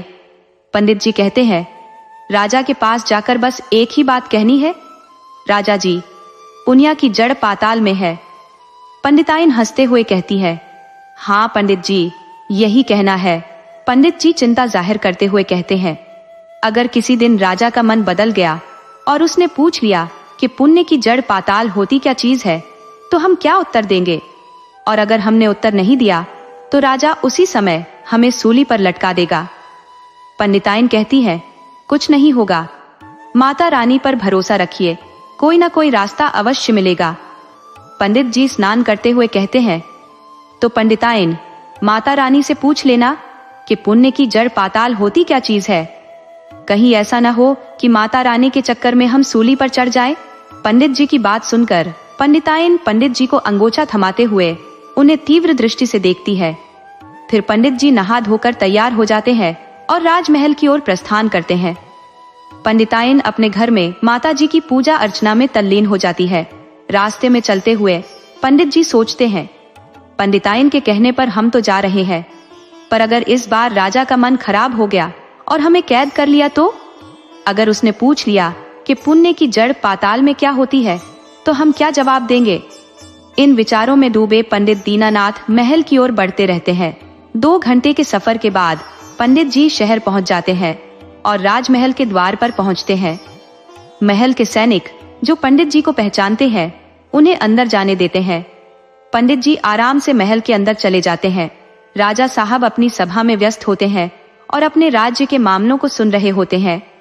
जब सभा समाप्त होती है तो राजा साहब पंडित जी की ओर देखते हैं। पंडित जी बस एक ही बात कहते हैं, राजा जी पुण्य की जड़ पाताल में है। राजा अपने मंत्री की ओर देखकर आदेश देते हैं, पंडित जी को आज 2 अशर्फियों की थैली दी जाए। मंत्री जी हैरान होते हैं, पर राजा के आदेश का पालन करते हुए पंडित जी को थैली सौंप देते हैं। यह सिलसिला कई महीनों तक चलता रहता है। पंडित जी जब भी राजा के दरबार में जाते हैं और वही बात दोहराते हैं, उन्हें एक थैली मिल जाती है।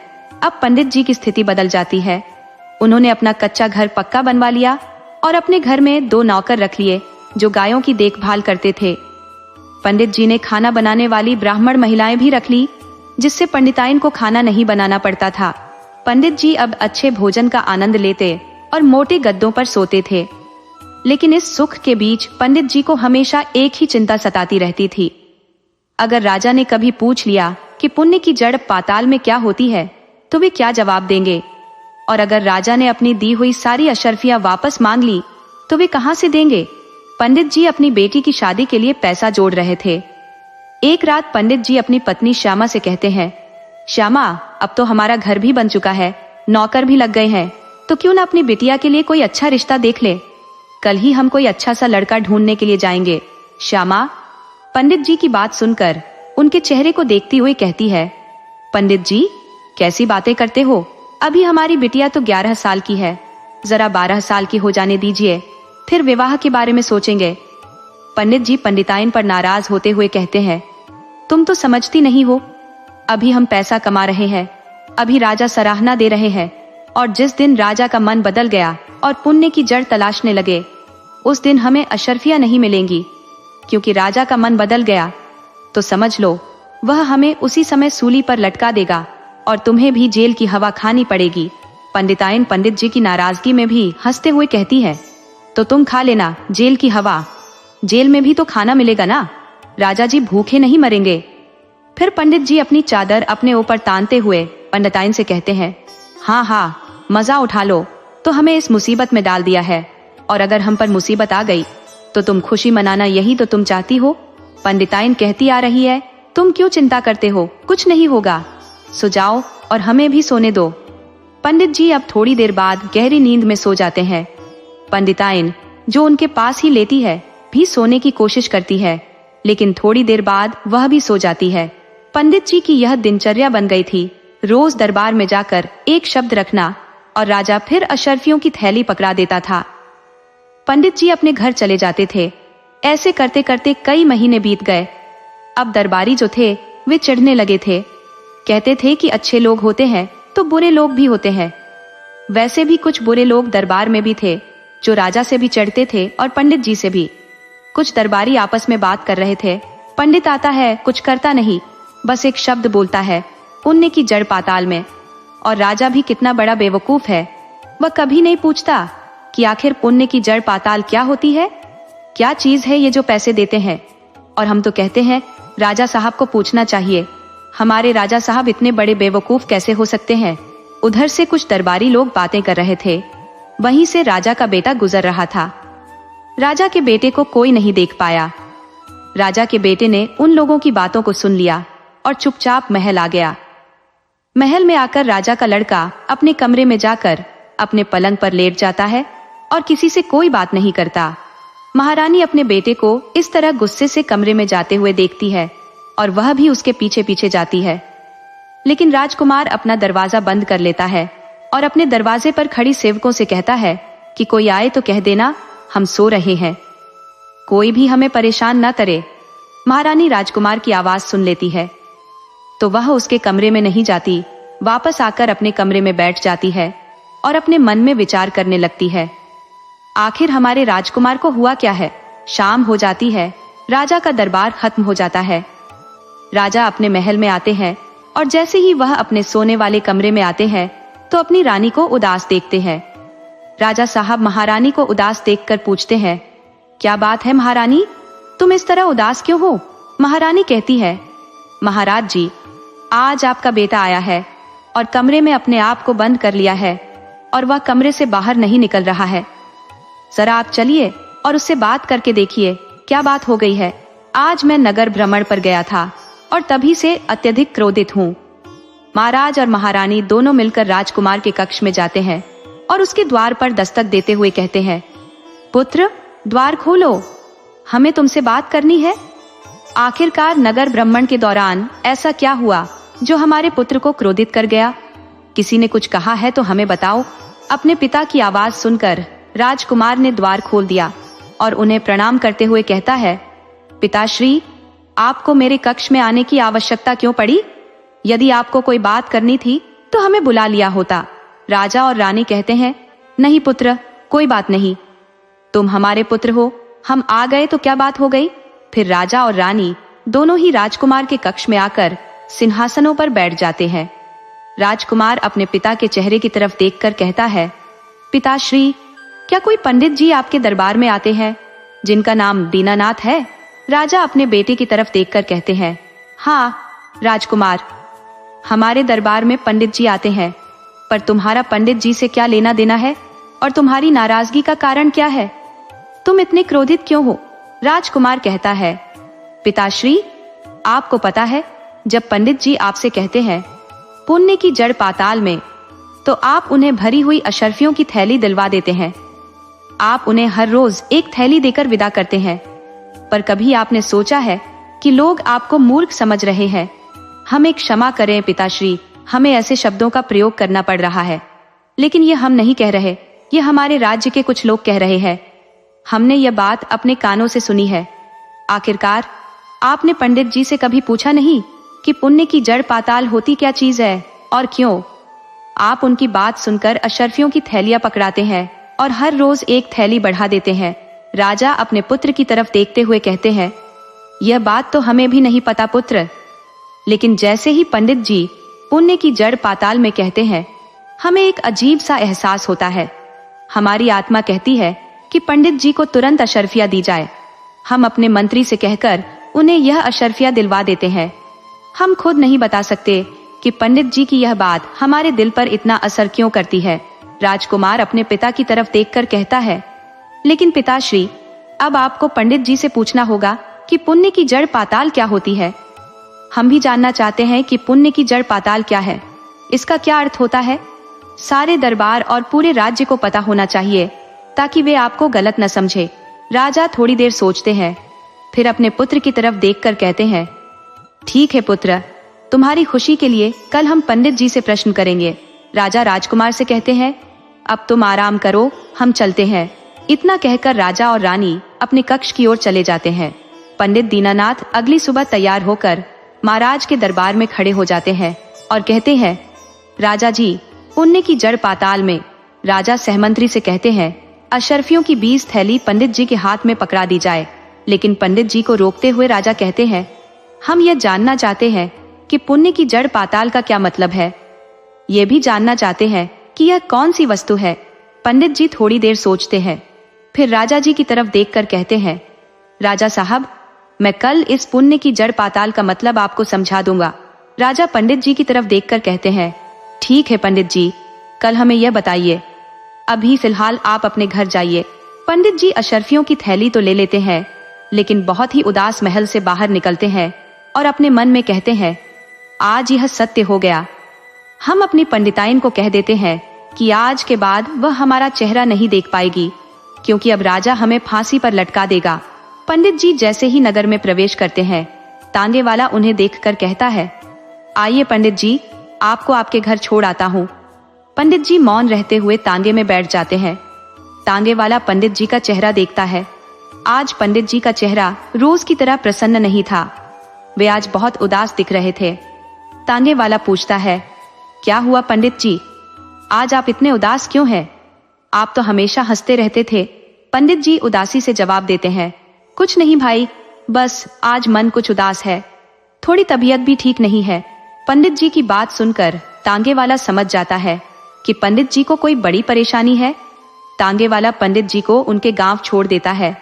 पंडित जी उसे पैसे देते हैं और तांगे वाला वापस चला जाता है।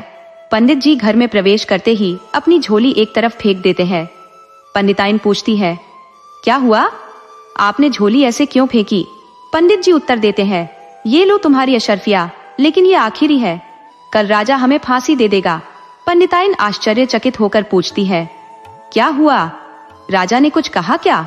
पंडित जी उत्तर देते हैं, पहले मुझे पानी पिलाओ, फिर बताता हूँ। पंडित जी की बिटिया दौड़कर रसोई में जाती है और पानी का गिलास लाती है। वह कहती है, ये लीजिए पिताजी, पानी पीजिए। पंडित जी अपनी बिटिया को देखकर उदासी में कहते हैं, लाओ बिटिया, आखिरी बार हमें पानी पिला दो, कल पता नहीं क्या होगा। पंडित जी की बात सुनकर श्यामा उनके पास खटिया पर बैठ जाती है और कहती है, अब पहेलियां मत पूछो पंडित जी, जल्दी बताओ क्या हुआ। पंडित जी श्यामा को बताते हैं, राजा ने पुण्य की जड़ पाताल के बारे में पूछा है और हमें कल इसका जवाब देना है। हमें इसका अर्थ नहीं पता है। बताओ, हम राजा को क्या जवाब देंगे? नहीं तो राजा हमें फांसी पर चढ़ा देगा। पंडित जी की बात सुनकर श्यामा हंसते हुए कहती है, बस इतनी सी बात पंडित जी, इसलिए आप इतने परेशान हैं? कोई बात नहीं, आप मुंह धोकर आइए, हम आपके लिए कुछ खाने को लाते हैं। फिर आराम से बैठिए, हम आपको बताएंगे कि राजा को कल क्या जवाब देना है। पंडित जी हैरानी से अपनी पत्नी श्यामा का चेहरा देखते हैं और फिर पूछते हैं, सचमुच तुम हमें बताओगी कि पुण्य की जड़ पाताल का क्या मतलब होता है? श्यामा उत्तर देती है, हाँ, पर पहले तुम स्नान करके आओ, हम तुम्हारे लिए गर्मागर्म खाना बनाते हैं, खाना खाकर तुम आराम से सो जाओ। पंडित जी वैसा ही करते हैं। पंडित जी ने अपने स्नान के लिए अलग से स्नान घर बनवाया था और वहीं पर पानी रखा हुआ था। पंडित जी गर्म पानी से नहाते हैं। श्यामा ने पहले ही पानी गर्म करके रखा था। फिर पंडित जी घर आकर पूजा पाठ करते हैं। तब तक श्यामा शाम का खाना बना चुकी थी। पंडित जी और उनके दोनों बच्चे एक साथ बैठते हैं। श्यामा पहले की तरह गर्म रोटियां बनाकर देती है और पंडित जी और उनके बच्चे खा लेते हैं। फिर पंडित जी अपने कक्ष में जाकर थकी हारी खटिया पर लेटकर शीघ्र ही निद्रा के आगोश में चले जाते हैं। जब श्यामा कमरे में प्रवेश करती है तो पंडित जी के खर्रातों की ध्वनि सुनकर मुस्कुराते हुए कहती है, लगता है पंडित जी की चिंता समाप्त हो गई है। वे स्वयं से कहती है, कल सुबह हम पंडित जी को बताएंगे कि राजा को क्या कहना है और क्या दिखाना है। फिर श्यामा बच्चों के कमरे में जाकर उनके पास लेट जाती है और गहरी नींद में सो जाती है। प्रातःकाल पंडित जी जब जागते हैं, उनके मन में केवल एक चिंता होती है कि उनकी पत्नी श्यामा इस समस्या का समाधान कैसे करेगी। वे अनमने भाव से स्नान करते हैं, पूजा करते हैं और अपना धोती कुर्ता पहनकर शीघ्रता से पूजा समाप्त कर तैयार हो जाते हैं।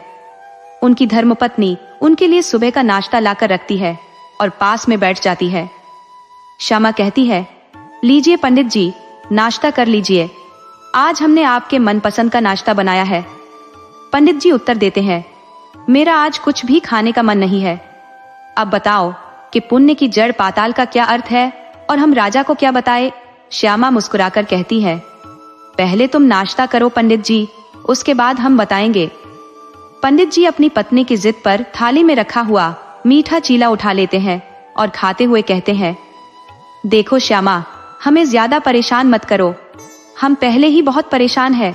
श्यामा कहती है, सुनिए पंडित जी, आपको राजा जी से कहना है कि आपने सुंदर तालाब का नाम सुना है ना? पंडित जी उत्तर देते हैं, हाँ, हमने सुना है। श्यामा कहती है, बस पंडित जी, आपको राजा जी को सुंदर तालाब के पास ले जाना होगा और आंखें मूंद कर इतना कहना है, पुण्य की जड़ पाताल में है। इसके बाद जो होगा आप भी देखना और राजा भी देख लेंगे। पंडित जी नाश्ता समाप्त कर उठ जाते हैं और कहते हैं, श्यामा, समझ लो कि हम सूली पर चढ़ने जा रहे हैं। अगर तुम्हारी बात गलत हुई तो राजा हमें फांसी पर जरूर चढ़ा देगा, लेकिन अगर यह सच हुआ तो समझ लेना कि हम अमीर बन जाएंगे और हमारा कोई बाल भी बांका नहीं कर सकता। श्यामा कहती है, पंडित जी, माता रानी पर विश्वास रखिए। माता रानी कभी भी अपने भक्तों पर से अपनी दया का हाथ नहीं हटाती। पंडित जी अपना झोला उठाते हैं और श्यामा से कहते हैं, माता रानी का नाम लेकर हम निकल रहे हैं, सब कुछ माता जी पर छोड़ते हैं। इतना कहकर पंडित जी घर से बाहर निकल जाते हैं। पंडित जी के जाते ही श्यामा अपने घर में बने मंदिर में जाकर माता रानी के सामने हाथ जोड़कर कहती है, माता रानी, सब कुछ अच्छा करना। आपने ही तो हमें सपने में सब समझाया, वही हमने पंडित जी को बता दिया। अब सब कुछ आपके हवाले है, हमारे पंडित जी की रक्षा करना। इतना कहकर श्यामा अपने दोनों हाथ जोड़ देती है। पंडित जी राज दरबार में पहुंचते हैं। आज राज दरबार में उपस्थित सभी लोग पंडित जी को देखकर मुस्कुरा रहे थे। पंडित जी उनकी मुस्कान के व्यंग्य को भली भांति समझ रहे थे। वे मन ही मन सोचते हैं कि आज राज दरबार में बैठे लोग इसलिए मुस्कुरा रहे हैं क्योंकि वे जानते हैं कि आज राजा उनसे पुण्य की जड़ पाताल का अर्थ पूछने वाला है, और अगर वे नहीं बता पाए तो शायद उन्हें कठोर से कठोर सजा दी जाएगी। यही सोचकर पंडित जी के माथे पर पसीना आ रहा था। पंडित जी की आंखों में असहायता झलक रही थी।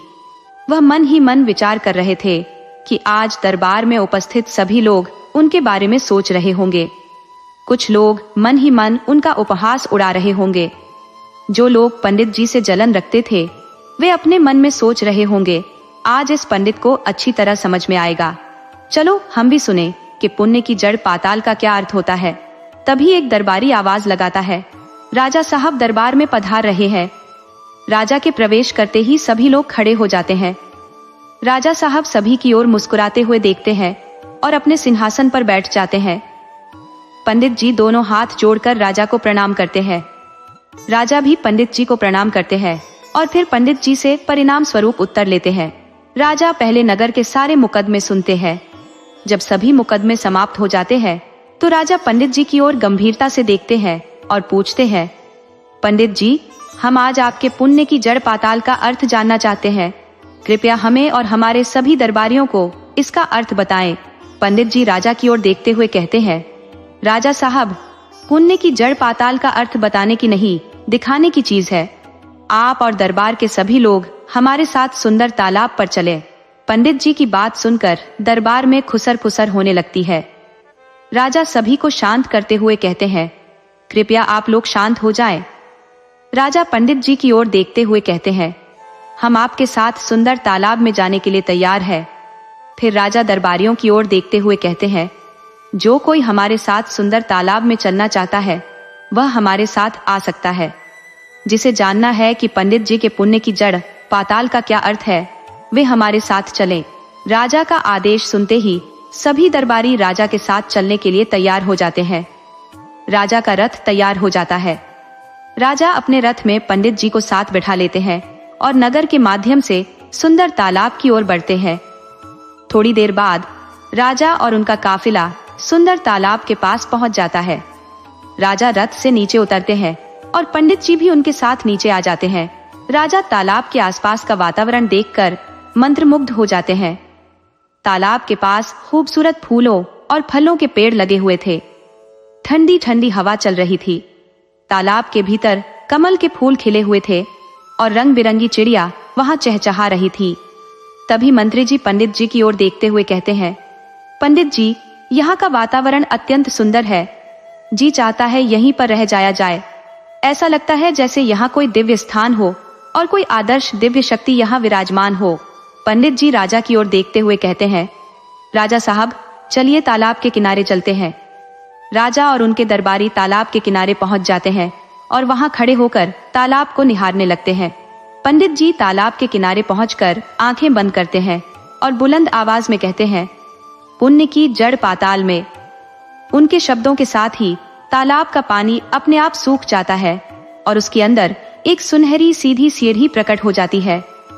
पंडित जी राजा की ओर देखते हुए कहते हैं, राजा साहब, इस सीढ़ी के माध्यम से चले। राजा अपने मंत्रियों का मुंह देखते हुए कहते हैं, मंत्री जी, चलिए हम भी सीढ़ी से नीचे चले। राजा और उनके दरबारियों के साथ पंडित जी सीढ़ी से नीचे उतरने लगते हैं। पंडित जी के मन में डर बैठा था। माथे पर पसीने की बूंदें चमक रही थी। पंडित जी मन ही मन सोच रहे थे, पता नहीं नीचे क्या होगा। अगर कुछ गलत हुआ तो राजा मुझे यहीं मार डालेगा। हे माता जी, अब तो मेरा जीवन आपके भरोसे है। राजा और उनके दरबारी पंडित जी के पीछे पीछे चलते रहे। दो लोग आपस में फुसफुसाते हुए कह रहे थे, पंडित, हमें किस अज्ञात स्थान में ले जा रहा है? कहीं इसमें कोई खतरा तो नहीं? तभी मंत्री जी उन लोगों को डांटते हुए कहते हैं, हर समय किसी पर शक मत किया करो। पंडित जी एक ब्राह्मण है, उन पर संदेह करना पाप है। अगर पुण्य की जड़ पाताल देखनी है तो शांति से चलो, नहीं देखनी तो वापस जा सकते हो। दरबारी लोग मंत्री की डांट सुनकर चुप हो जाते हैं और पंडित जी के पीछे पीछे चलने लगते हैं। जैसे ही सोने की सीढ़ियां समाप्त होती हैं, वे सब अपनी आंखों पर विश्वास नहीं कर पाते। सामने एक विशाल नगर दिखाई देता है जो सोने और हीरे मोतियों से सजा हुआ था। पूरा नगर इतना सुंदर था कि सब दंग रह गए। राजा मंत्रमुग्ध होकर उस नगर को देखने लगे। राजा पंडित जी से पूछते हैं, पंडित जी, यही है पुण्य की जड़ पाताल? पंडित जी सिर हिलाते हुए कहते हैं, हाँ महाराज, यही पुण्य की जड़ पाताल है। राजा के मुंह से निकला, क्या नगरी है, कितना खूबसूरत। इतना सुंदर तो हमारा भी नगर नहीं है। पंडित जी, ये किस राजा का नगर है? पंडित जी राजा की ओर देखते हुए कहते हैं, रुके महाराज, मैं किसी से पूछता हूँ। तभी पंडित जी एक व्यक्ति को बुलाते हैं और हाथ जोड़कर पूछते हैं, भैया ये नगर किसका है? वह व्यक्ति पंडित जी को ऊपर से नीचे तक देखता है और फिर कहता है, अरे ब्राह्मण देवता, ये नगर पृथ्वी लोक के एक महान राजा का है। जब उस राजा की मृत्यु होगी तो वह यही पाताल लोक में राज्य करेगा। पंडित जी उस व्यक्ति की ओर देखते हैं, फिर राजा की ओर देखते हैं। राजा उस व्यक्ति से पूछते हैं, कौन है वह भाग्यशाली राजा? जरा हम भी तो उसका नाम सुने, जिसने पृथ्वी पर इतने पुण्य के कार्य किए हैं कि उसकी जड़ें पाताल तक फैली हुई हैं। वह व्यक्ति राजा को ऊपर से नीचे तक देखता है और मुस्कुराते हुए कहता है, क्या आप उस राजा को नहीं जानते? अरे वह पृथ्वी का बहुत नामी राजा है और उसका नाम है प्रताप नारायण। ये नगर उन्हीं के लिए बनाया जा रहा है। जब उनकी मृत्यु होगी तो वह यहाँ आकर इस नगर में निवास करेंगे। उनके लिए स्वर्ग से कार्य करने वाले बुलाए जा रहे हैं। राजा प्रताप नारायण पंडित जी की तरफ देखते हैं, फिर पंडित जी मुस्कुराकर कहते हैं, हमने देख लिया पुण्य की जड़ पाताल क्या होती है। चलिए पंडित जी, अब हम अपने राज्य चलते हैं। पंडित जी माता रानी को धन्यवाद देकर उस स्थान से निकल जाते हैं। सभी लोग सोने की सीढ़ियों से चढ़कर जिनसे वो तालाब के अंदर गए थे, उसी सीढ़ियों से तालाब के ऊपर आ जाते हैं। जैसे ही सारे लोग तालाब के ऊपर आकर तालाब से बाहर निकलते हैं, तुरंत तालाब में पानी भर जाता है और कमल खिलकर मुस्कुराने लगते हैं। राजा अपनी सवारी में सवार होकर अपने नगर की ओर चल पड़ते हैं। उनके पीछे पीछे उनका काफिला भी चल पड़ता है। राजा पंडित जी से कहते हैं, पंडित जी आप अपने घर जा सकते हैं। फिर राजा मंत्री जी से कहते हैं, मंत्री जी पंडित जी को एक रथ और एक सिपाही दे दीजिए और उन्हें उनके घर पहुंचाइए।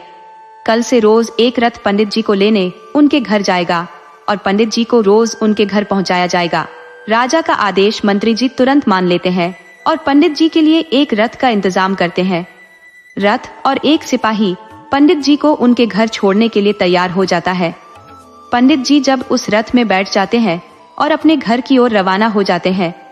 जब पंडित जी अपने गांव पहुंचते हैं तो गांव के लोग आंखें फाड़े पंडित जी को देखते हैं।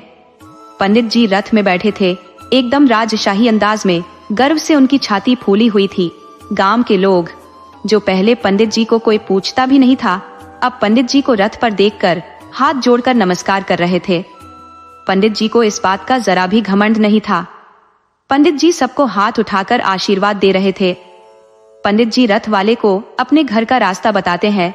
जैसे ही उनका घर आता है, पंडित जी रथ वाले से कहते हैं, भैया यही हमारा घर है। रथ वाला रथ रोक देता है। श्यामा दरवाजे पर बैठी पंडित जी का इंतजार कर रही थी। पंडित जी को रथ से उतरते ही श्यामा की होठों पर मुस्कान आ जाती है। श्यामा समझ जाती है कि माता रानी ने अपना चमत्कार राजा को दिखा दिया। रथ वाला पंडित जी को उनके घर के पास उतारकर प्रणाम करता है और कहता है, पंडित जी हम सुबह आएंगे, आप तैयार रहना, हम आपको राजमहल ले जाएंगे। पंडित जी उसे आशीर्वाद देते हैं और रथ वाला रथ मोड़कर राजमहल चला जाता है। पंडित जी अपने घर आते हैं और श्यामा की तरफ देखकर मुस्कुराते हुए कहते हैं, श्यामा जल्दी से हमारे लिए पानी गर्म कर दो, हम स्नान कर लेते हैं। आज गर्म पानी से नहाने का बड़ा मन कर रहा है। फिर माता रानी की पूजा करते हैं और कहते हैं, आज माता रानी ने हमारी लाज रख ली। माता रानी का कोटि कोटि धन्यवाद। दूसरे दिन सुबह पंडित जी तैयार होकर राजा के दरबार में जाते हैं और पुण्य की जड़ पाताल का जिक्र करते हुए ढेर सारी सोने चांदी की थैलियां लेकर आते हैं। कई महीने बीत चुके थे। अब पंडित जी गरीब नहीं रहे थे। इस शहर के नामी धनाढ्यों में गिने जाते थे और राजा के प्रभाव के कारण सभी लोग उनका आदर सम्मान भी करने लगे थे। पंडित जी खुशी खुशी अपना जीवन व्यतीत कर रहे थे। उन्हें जरा भी घमंड नहीं था। पंडित जी सबसे प्रेम भाव से मिलते थे। एक दिन पंडित जी राजा के दरबार में गए और राजा ने कहा, राजा जी पुण्य की जड़ पाताल में है। राजा ने उन्हें सोने की अशर्फियां दी। पंडित जी ने कहा, पंडित जी आज हम शिकार पर जा रहे हैं, बताइए क्या हमें सफलता मिलेगी? पंडित जी मुस्कुराते हुए बोले, राजा साहब आपको सफलता जरूर मिलेगी, लेकिन हम आपसे हाथ जोड़कर एक विनती करना चाहते हैं। अगर आप हमारी बात मान ले तो हमें अत्यंत प्रसन्नता होगी। राजा ने पंडित जी के चेहरे की तरफ देखकर कहा, हाँ कहिए पंडित जी, आप हमसे क्या कहना चाहते हैं? पंडित जी ने सारे राज दरबारियों और मंत्री जी की तरफ देखा और फिर बोले, हम मामूली से पंडित हैं।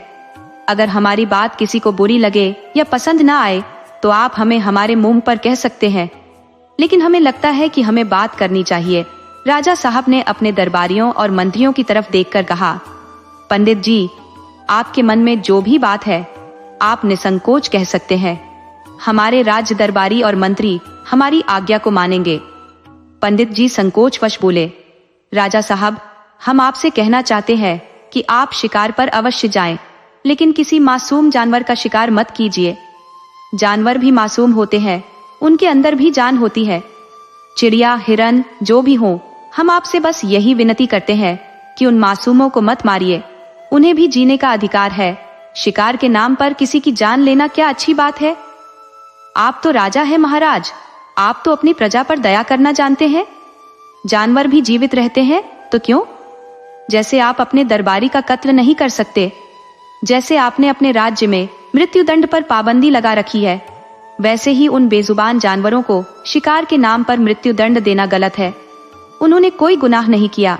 पंडित जी राजा के चेहरे और दरबारियों की तरफ देखकर खामोश हो गए और हाथ जोड़कर कहा, शायद हमसे कोई भूल हो गई महाराज, आप हमें क्षमा करें।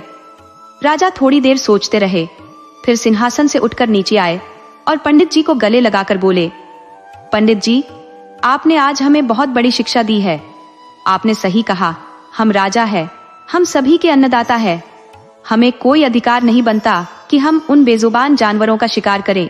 आज के बाद हम राजा प्रताप नारायण अपनी माता श्री की सौगंध खाकर कहते हैं कि हमारे राज्य में कोई भी किसी जानवर का शिकार नहीं करेगा और हमारी आने वाली पीढ़ियां भी नहीं करेंगी।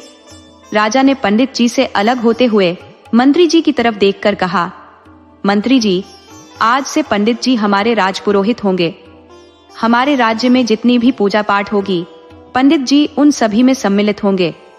राजकोष से पंडित जी को पूजा पाठ के लिए विशेष मानदेय और अशर्फियां दी जाएंगी, जो उन्हें पुण्य की जड़ पाताल दिखाएंगी।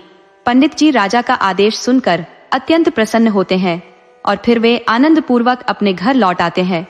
राजा की ओर से पंडित जी को एक रथ प्रदान किया गया था और एक सिपाही प्रतिदिन सुबह शाम पंडित जी को आकर लेकर जाता था और वापस छोड़ जाता था। एक दिन राजा वन भ्रमण के लिए निकल पड़े। वन में विचरण करते हुए राजा अपने राज्य की सीमाओं का निरीक्षण कर रहे थे। इस यात्रा पर राजा अकेले ही निकले थे, बिना किसी काफिले के। दिन से संध्या हो गई थी। राजा ने पूरा जंगल देख लिया था।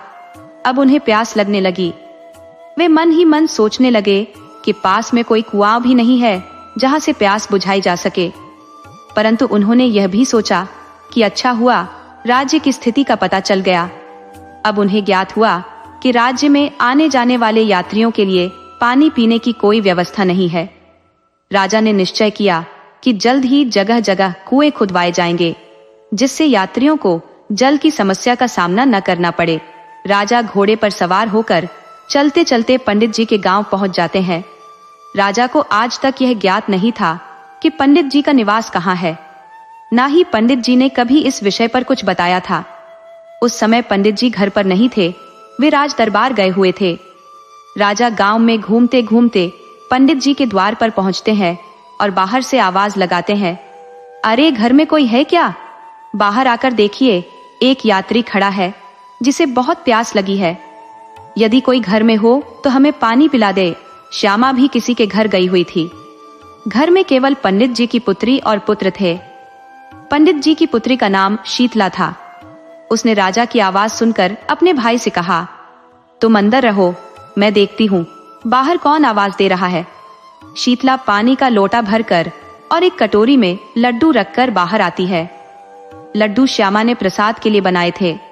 शीतला राजा को पानी और लड्डू देती है। उसने आज तक राजा को नहीं देखा था। जैसे ही राजा साहब 15 वर्ष की सुंदर शीतला को देखते हैं, मंत्रमुग्ध हो जाते हैं। शीतला ने राजा को पानी और लड्डू देते हुए कहा, मुसाफिर, आप यह पानी पी लीजिए और लड्डू खा लीजिए।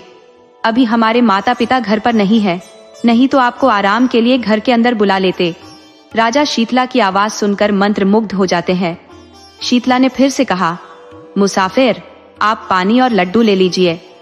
राजा ने शीतला के कहने पर पानी का लोटा और लड्डू की कटोरी ले ली। लड्डू खाते हुए राजा शीतला के चेहरे की ओर देखते हैं और फिर पूछते हैं, तुम्हारा नाम क्या है? शीतला ने कहा, हमारा नाम शीतला है। फिर राजा ने पूछा, यह गांव कौन सा है? शीतला ने गांव का नाम बताया। गांव का नाम सुनकर राजा मुस्कुरा देते हैं। अब राजा पंडित जी के घर से चले जाते हैं, लेकिन शीतला पर मोहित हो जाते हैं। उसी दिन से राजा का मन किसी काम में नहीं लग रहा था। उनके मंत्री को भी यह बात महसूस हो गई थी। मंत्री ने राजा से पूछा, राजा साहब, क्या बात है? आप इतने परेशान क्यों हैं? मुझे बताइए। राजा ने अपने मंत्री से कहा, मुझे एक लड़की से प्रेम हो गया है और वह लड़की उम्र में मुझसे बहुत छोटी है, लेकिन फिर भी मुझे उससे प्रेम हो गया। मैं उसे अपनी रानी बनाना चाहता हूँ। वह लड़की उस गांव की है जिसका नाम शीतला है। मंत्री जी ने गांव का नाम सुनकर कहा, अरे राजा साहब, उस गांव के तो हमारे पंडित जी हैं। क्यों ना पंडित जी से बात की जाए? राजा साहब मंत्री की ओर देखते हुए कहते हैं, अभी हम पंडित जी से कोई वार्ता नहीं करना चाहते। सबसे पहले हम अपनी रानी साहिबा और अपने पुत्र से संवाद करेंगे, क्योंकि हमें आशंका है कि रानी साहिबा इस निर्णय को स्वीकार नहीं करेंगी और हमारा पुत्र भी हमारे इस विवाह से नाराज हो सकता है। मंत्री जी राजा से कहते हैं, ठीक है राजा साहब, आप पहले घर में बात कर लीजिए, हम पंडित जी से बाद में चर्चा करेंगे। राजा साहब मंत्री से कहते हैं, नहीं मंत्री जी, अभी पंडित जी से कोई बात न कीजिए, हम आज ही की रात रानी साहिबा से बात करेंगे। इधर शीतला ने अपने पिताजी को बता दिया था कि एक व्यक्ति आया था, वह प्यासा था और खुद को राजा बता रहा था और मैंने उसे पानी पिलाया। पंडित जी समझ गए कि राजा साहब आए थे। पंडित जी बहुत खुश हुए, लेकिन इस बात से दुखी भी हुए कि उस दिन पंडिताइन घर में नहीं थी। पंडित जी ने अपनी पुत्री से कहा, अरे वह इस देश के राजा है, तुमने उन्हें अच्छे से बैठाया कि नहीं? पुत्री शीतला ने कहा, हाँ पिताजी, हमने उन्हें बैठने के लिए एक चादर दी थी और कुछ लड्डू और पानी दिया। पंडित जी अपनी पत्नी से कहते हैं, जब हम राज दरबार जाएंगे तो राजा साहब हमें जरूर बताएंगे कि पंडित जी, हम तुम्हारे गांव गए थे। पंडित जी को रात भर नींद नहीं आई कि राजा साहब उनके घर आए थे। वे फूले नहीं समा रहे थे। राजा साहब जब उन्हें कहेंगे कि हम पंडित जी तुम्हारे गांव गए थे, तो पंडित जी तुरंत राजा को बता देंगे, राजा साहब, आपने जो लड्डू खाए थे और पानी पिया था, वह घर हमारा ही था। जिसने आपको लड्डू दिए वह हमारी ही बेटी थी। यह सुनकर राजा साहब कितने प्रसन्न होंगे। पंडित जी खुशी से झूम रहे थे। दूसरे दिन पंडित जी सोकर उठे और जल्दी जल्दी तैयार होकर राज दरबार में चले गए। जैसे ही उन्होंने राजा से कहा, राजा जी, उनने की जड़ पाताल में, राजा जी ने उन्हें सोने की अशर्फियां दिलवा दी। लेकिन पंडित जी ने एक बार भी नहीं कहा कि राजा उनके गांव गए थे। पंडित जी बार बार राजा के मुख की ओर देखते रहे कि कब राजा साहब उनसे कहेंगे कि वे उनके गांव गए थे और कब पंडित जी राजा को बताएंगे कि वे लड्डू और पानी उनके घर का था। जब राजा साहब ने पंडित जी से कुछ नहीं पूछा और न ही कुछ बताया, तो पंडित जी मायूस होकर अपने घर की ओर चल पड़े। कई दिन तक पंडित जी राज दरबार आते रहे और उन्हें पुरस्कृत किया जाता रहा, लेकिन राजा ने उनसे एक बार भी नहीं कहा कि वह उनके गांव गए थे। इस तरह कई दिन बीत गए और पंडित जी इंतजार करते रहे कि राजा साहब कब उनसे कहेंगे कि वह उनके गांव गए थे। जब राजा साहब ने पंडित जी से यह बात नहीं कही, तो पंडित जी को लगा कि शायद राजा साहब भूल गए हैं। पंडित जी भी इस बात को भूल गए और अपने काम में लग गए। राजा साहब रात को अपने महल में होते हैं और अपने कक्ष में अपनी रानी साहिबा से कहते हैं, रानी साहिबा, हम आपसे एक बात करना चाहते हैं। हम जानते हैं कि हमारी इस बात से आपको बहुत कष्ट होगा, लेकिन हम अपने मन की बात अपने हृदय में दबाकर नहीं रख सकते। हमारे हृदय में किसी की छवि बस चुकी है। रानी साहिबा आश्चर्य से राजा साहब का चेहरा देखती है और कहती है, महाराज, हम भी कई दिनों से देख रहे हैं कि आप कुछ उदास रहते हैं, अच्छे से बात नहीं करते हैं। बताइए, ऐसी क्या बात है? राजा साहब अपनी रानी का चेहरा देखते हुए कहते हैं, रानी साहिबा, हमें प्रेम हो गया है। पंडित जी के गांव में एक अत्यंत सुंदर युवती है। हम उस युवती से प्रेम करने लगे हैं और उसे अपनी रानी बनाना चाहते हैं। यदि आपकी स्वीकृति हो तो हम उससे विवाह कर लें। रानी साहिबा मुस्कुराते हुए राजा साहब से कहती है, राजा साहब, आप राजन हैं, आप एक या कई रानियां रख सकते हैं और हम आपकी अर्धांगिनी है। हमारा धर्म है कि हम आपकी खुशी में सम्मिलित हों। आप जितना प्रसन्न रहेंगे उतना ही हम भी प्रसन्न रहेंगे और आप खुशी खुशी राज्य कार्य कर सकेंगे। लेकिन यदि आपका हृदय व्यथित रहा तो राज्य के कार्य भी सही ढंग से नहीं होंगे। हम आपको अनुमति देते हैं, आप उस युवती से विवाह कर सकते हैं। राजा साहब कहते हैं, पर हमारे पुत्र को हमारा दूसरा विवाह बिल्कुल पसंद नहीं आएगा। रानी साहिबा राजा से कहती है, आप उसकी बिल्कुल चिंता न करें, हम अपने पुत्र को समझा देंगे। राजा साहब खुश हो जाते हैं और अपनी इच्छा पूरी होते देखकर आनंदित होते हैं।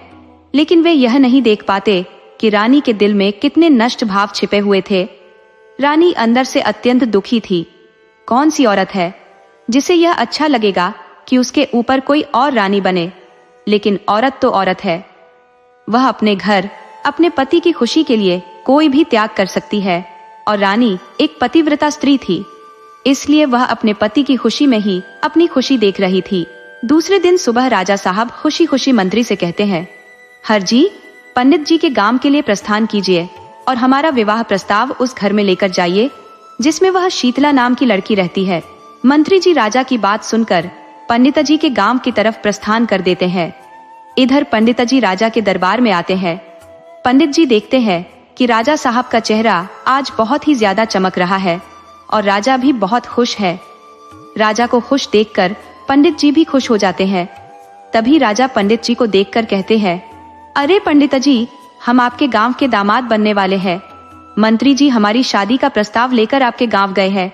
पंडित जी राजा की बात सुनकर हैरान होकर उनका चेहरा देखते हैं और पूछते हैं, राजा साहब, किस घर की लड़की से आप विवाह कर रहे हैं? राजा साहब खुशी भरी आवाज में कहते हैं, हम उस लड़की से विवाह करना चाह रहे हैं जिसका नाम शीतला है। हम उसके पिता का नाम नहीं जानते। पंडित जी राजा के मुंह से यह सुनते ही चक्कर खाने लगते हैं। इससे पहले कि पंडित जी गिरते, उन्हें एक सैनिक पकड़ लेता है। पंडित जी को चक्कर आता देखकर राजा साहब पूछते हैं, पंडित जी, क्या बात है? क्या आपकी तबीयत खराब है? पंडित जी गुस्से से राजा का चेहरा देखते हैं और धीरे से कहते हैं, हाँ राजा साहब, आज मेरी तबीयत कुछ ठीक नहीं है। फिर पंडित जी राजा साहब से कहते हैं, राजा साहब, हम जरा घर जाएंगे, थोड़ा आराम करेंगे तो तबीयत ठीक हो जाएगी। पंडित जी राजा के चेहरे की ओर देखकर मन ही मन सोचते हैं, इस राजा का दिमाग खराब हो गया है। क्या यह हमारी फूल जैसी बच्ची को अपनी धर्म पत्नी बनाना चाहता है, जबकि वह इसकी बेटी की उम्र की है? यह हमारे लिए बहुत भारी पड़ गया। हमने राजा से बहुत सुख और धन प्राप्त किया है। अब यह दुख हमारे हृदय को बहुत तकलीफ दे रहा है। हम अपनी पुत्री से विवाह करने के लिए राजा को मना भी नहीं कर सकते, वरना राजा हमारे पूरे परिवार को नष्ट कर देगा। प्रेम अंधा होता है, प्रेम अच्छा बुरा कुछ नहीं सोचता। राजा को यदि हमारी पुत्री से प्रेम हो गया तो वह कुछ भी नहीं सोचेगा। जब उसने अपनी पत्नी और पुत्र के बारे में नहीं सोचा तो वह हमारे बारे में क्या सोचेगा? अब तो माता रानी ही हमें बचा सकती है। हे दुर्गा माता, हमारी मदद करो। पंडित जी को विचारों में खोया देखकर राजा ने पूछा, पंडित जी, क्या बात है? क्या सोच रहे हो? पंडित जी मुस्कुराकर बोले, कुछ नहीं राजा साहब, हम तुरंत अपने गांव जाते हैं। पंडित जी महल में एक पल भी नहीं रुके और गांव की ओर निकल पड़े। राजा साहब का दिया हुआ रथ तैयार था, लेकिन पंडित जी गुस्से में रथ का उपयोग भी नहीं करते और रथ चालक से कहते हैं, हमें कहीं और भी जाना है, हम पैदल चलेंगे। पंडित जी ने दूसरा तांगा करके अपने गांव की ओर प्रस्थान किया। रास्ते भर पंडित जी राजा को और अपनी किस्मत को कोसते रहे। पंडित जी अपने आप से बोले, माता भगवती, मुझसे क्या गलती हो गई? इतनी गरीबी क्यों? अगर हम गरीब नहीं होते तो राजा के दरबार में ना जाते, न ही पुण्य की जड़ कहकर रुपया पाते और न ही राजा के एहसान के तले दबते। अगर हम राजा के एहसान के तले नहीं दबे होते तो हम साफ मना कर देते कि हमारी पुत्री का विवाह एक वृद्ध से नहीं करेंगे। यदि साहस होता तो अपनी पुत्री का विवाह राजकुमार से करा देते, लेकिन ऐसा हम नहीं कर सकते क्योंकि राजा ने हमारी गरीबी दूर की है। हे माता रानी, हमें बचाओ, हमारी पुत्री की रक्षा करो। पंडित जी की आंखों में आंसू आ गए। पंडित जी इतने बेबस थे कि कुछ कर भी नहीं पा रहे थे। अपनी बेबसी पर उन्हें बड़ा गुस्सा आ रहा था। किस्मत को कोसते हुए पंडित जी अपने गांव पहुंचे और आंगन में पहुंचकर जोर जोर से पंडिताइन को आवाज देने लगे। पंडित जी बिना पैर धोए घर के अंदर चले गए, जबकि उनकी आदत थी कि पहले पैर धोते थे। घर के अंदर जाकर पंडित जी ने अपना झोला एक तरफ फेंक दिया और पंडिताइन पर नाराज होकर बोले, पंडिताइन, पैसे की गरीबी तो चली गई, लेकिन अब जान भी जाने वाली है। हम राजा से कहने वाले हैं कि हम अपनी पुत्री का विवाह उससे नहीं करेंगे। पंडित जी की आवाज सुनकर पंडिताइन डर गई और चुपचाप एक तरफ बैठ गई। शीतला और उनका बेटा भी डर कर एक कोने में खड़े हो गए। पंडित जी ने सबकी ओर देखकर कहा, क्यों, सबकी बोलती बंद हो गई? अब बोलो, क्या करे? राजा हमारी बेटी से विवाह करना चाहता है। राजा की उम्र हमारी बराबर है, हमारी बेटी उसकी बेटी जैसी है। अब क्या करें हम? गुस्से में पंडित जी पलंग पर बैठ गए। पंडिताइन की हिम्मत नहीं हो रही थी कि कुछ पूछे। पंडित जी ने कहा, हमें लगता है सारा सामान बांध लो और तुरंत यहाँ से निकल चलो, किसी दूसरे राज्य में जाकर बसेंगे। पंडिताइन ने कहा, हाँ पंडित जी, राजा का मंत्री आया हुआ था, उसने हमारी पुत्री के विवाह का प्रस्ताव राजा के लिए रखा।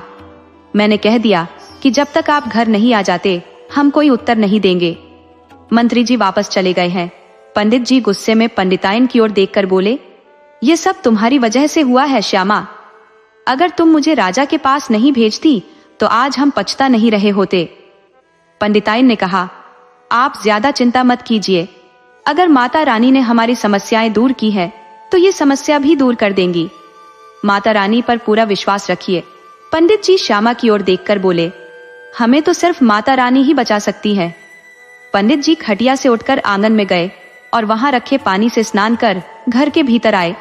फिर माता रानी के मंदिर में जाकर बैठ गए। श्यामा और उनके दोनों बच्चे भी पंडित जी के साथ माता रानी के समक्ष हाथ जोड़कर बैठ गए। पंडित जी ने माता रानी की मूर्ति के आगे कहा, माता जी, ये कौन सी विपत्ति हमें दे दी? अब इस संकट में केवल आप ही हमें बचा सकती हो माता रानी। अब कोई मार्ग आप ही दिखाओ ताकि राजा को हमारी बेटी से विवाह न करना पड़े। एक बार यदि यही प्रस्ताव राजा अपने बेटे के लिए लाते तो हम शायद अपनी जाति और मर्यादा भूलकर राजकुमार से अपनी बेटी का विवाह करने के लिए तैयार हो जाते। माता रानी, हमें मार्ग दिखाओ। पंडित जी अत्यंत दुखी हो गए। पूरा परिवार मंदिर में हाथ जोड़कर प्रार्थना कर रहा था। प्रार्थना समाप्त होने के बाद सभी अपने अपने कमरों में चले गए। आज किसी ने ढंग से भोजन भी नहीं किया। श्यामा को रात में सपने में माता रानी के दर्शन हुए। माता रानी श्यामा की ओर मुस्कुराकर पूछती है, क्या हुआ? पूरा परिवार उदास क्यों है? श्यामा सपने में खटिया से उठकर बैठ जाती है और माता जी की ओर देखकर कहती है, माता रानी, आप तो सब कुछ जानती हो, फिर भी पूछ रही हो? राजा हमारी बेटी से विवाह करना चाहता है और हम असहाय हो गए हैं। अब बताइए माता जी, हम क्या करें? माता रानी हंसते हुए श्यामा से कहती है, अरे पगली श्यामा, अपने पंडित जी से कहो कि राजा को एक बार पुण्य की जड़ पाताल दिखाना है। श्यामा नाराज होकर कहती है, माता जी, यह क्या बात हुई? हम समस्या में फंसे हैं और आप पुण्य की जड़ पाताल की बात कर रही हो। माता जी मुस्कुराते हुए श्यामा से कहती है, तुम्हारी समस्या का समाधान यही है, राजा को एक बार पुण्य की जड़ पाताल दिखा दो, तुम्हारी समस्या का अंत हो जाएगा। इतना कहकर माता जी अंतर्ध्यान हो जाती है। सुबह श्यामा उठते ही स्नान कर तैयार हो जाती है और माता जी के मंदिर को सजा देती है। पंडित जी भी उठते हैं, पर उनका राज दरबार जाने का मन नहीं हो रहा था। तभी श्यामा पंडित जी से कहती है, पंडित जी, आप स्नान कर लीजिए, मैं आपके लिए जलपान का इंतजाम करती हूँ। पंडित जी गुस्से में कहते हैं, हम चिंता में घुल रहे हैं और तुम्हें जलपान की पड़ी है। हम कोई जलपान नहीं करेंगे और न ही आज राज दरबार जाएंगे। श्यामा पंडित जी से कहती है, माता जी ने हमें बता दिया है कि हमें क्या करना है। पंडित जी उत्सुक होकर श्यामा से पूछते हैं, हाँ बताओ श्यामा, हमें क्या करना है? श्यामा बताती है, तुम्हें राज दरबार जाकर सिर्फ इतना कहना है कि राजा जी, पुण्य की जड़ पाताल में चलना है। राजा जी, आज आपका पुण्य की जड़ पाताल देखने का समय आ गया है। चलिए, आज मैं आपको पुण्य की जड़ पाताल दिखाता हूँ। पंडित जी श्यामा की ओर देखकर कहते हैं, तुम ऐसा कह रही हो जैसे हम कहेंगे और राजा तुरंत तैयार हो जाएगा। मान लो उन्होंने इनकार कर दिया तो? श्यामा पंडित जी को समझाते हुए कहती है, माता जी की कृपा से राजा इनकार नहीं करेंगे। बस आप राजा को पुण्य की जड़ पाताल दिखा दो। पंडित जी ने अपनी पत्नी से पूछा। यदि हम राजा को पुण्य की जड़ पाताल दिखा भी दे तो उससे क्या होगा? हमारी समस्या तो बनी रहेगी। श्यामा ने पंडित जी को समझाते हुए कहा। माता जी ने यह बात कुछ सोच समझकर ही कही होगी। आप बस राज दरबार जाकर राजा को पुण्य की जड़ पाताल दिखाइए, कुछ न कुछ तो होगा ही। पंडित जी ने एक बार फिर से श्यामा की ओर देखा और मन ही मन निश्चय कर लिया। ठीक है, हम स्नान करके तैयार हो जाते हैं और राज दरबार चले जाते हैं। अब तो जो भी करना है माता रानी ही करेंगी। इसके बाद पंडित जी नदी पर गए, स्नान किया, लेकिन जलपान नहीं किया और राजा के दरबार की ओर चल दिए। जब पंडित जी राज दरबार पहुंचे तो देखा कि राजा बहुत प्रसन्न थे। मंत्री ने राजा को पहले ही सूचित कर दिया था कि लड़की की मां ने क्या कहा है और लड़की के पिता के आने पर ही उत्तर मिलेगा। राजा को पूरा विश्वास था कि लड़की के पिता उनकी शादी से इनकार नहीं कर पाएंगे। पंडित जी जैसे ही दरबार में पहुंचे, राजा ने पंडित जी की ओर देखा और कहा, पंडित जी कहिए, पुण्य की जड़ पाताल में क्या है? पंडित जी ने उदास मन से राजा की ओर देखकर कहा, महाराज, आज मैं आपको पुण्य की जड़ पाताल दिखाने ले जा रहा हूँ। राजा बहुत खुश हो गए और बोले, पंडित जी, हम आपके साथ चलने के लिए तैयार है। राजा ने अपने मंत्री और दरबारियों से कहा कि आज किसी को उनके साथ जाने की आवश्यकता नहीं है, वे अकेले ही पंडित जी के साथ जाएंगे। राजा और पंडित जी रथ में बैठकर पुण्य की जड़ पाताल की ओर चल पड़े। जब वे तालाब के पास पहुंचे, पंडित जी ने तालाब का पानी सूखते देखा और दोनों ही तालाब की सीढ़ियों से नीचे उतरकर उस नगर में पहुंचे जो राजा के लिए बन रहा था। राजा ने नगर की सुंदरता देखकर हैरानी से पंडित जी की ओर देखा। राजा ने देखा कि नगर की सुंदर खंभे तोड़े जा रहे थे, सजावट हटा दी गई थी और घरों को तोड़ा जा रहा था। राजा ने एक आम आदमी को बुलाकर पूछा, भाई, यहाँ तोड़फोड़ क्यों मची हुई है? ये नगर तो बहुत ही खूबसूरत था, फिर इसे क्यों तोड़ा जा रहा है? वह आदमी गुस्से से राजा की ओर देखकर बोला, यह नगर जिस राजा के लिए बनवाया जा रहा था, वह राजा अपनी प्रजा का ख्याल नहीं रख सकता। उसे पुण्य की जड़ पाताल में जगह नहीं मिलेगी। आदमी ने आगे कहा। राजा ने उस पंडित की गरीबी दूर की और अब उसकी बेटी से शादी करना चाहता है। राजा ने यह तक नहीं देखा कि वह लड़की उसकी बेटी के समान है। अगर राजा को पंडित की बेटी इतनी अच्छी लगी थी तो अपने बेटे के लिए उसका विवाह कर देता। खुद के साथ क्यों विवाह कर रहा है?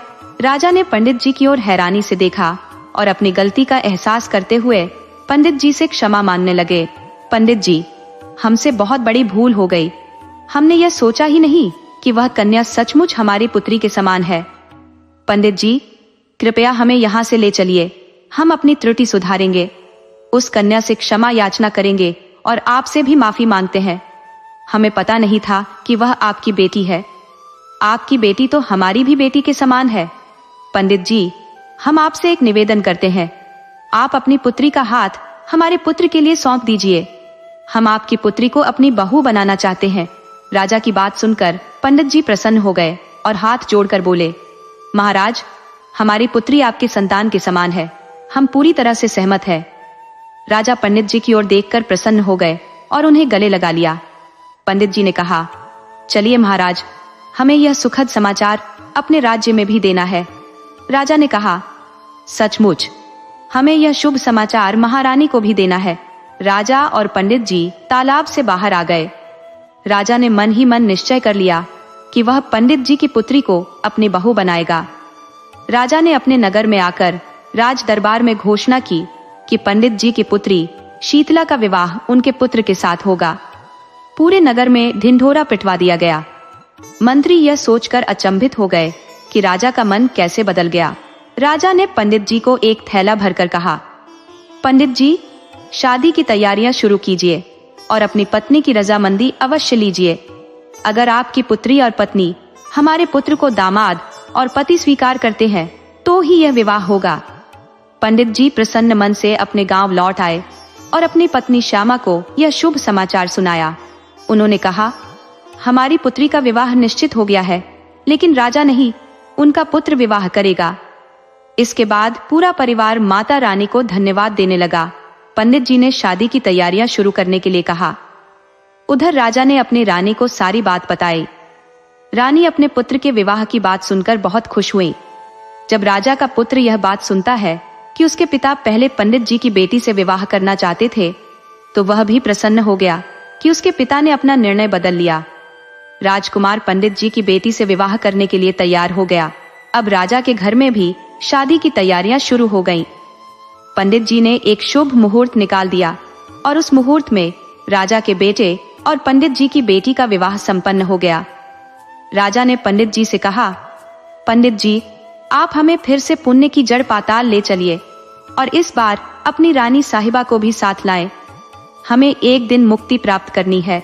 राजा ने पंडित जी से एक शुभ मुहूर्त निकलवाने के लिए कहा।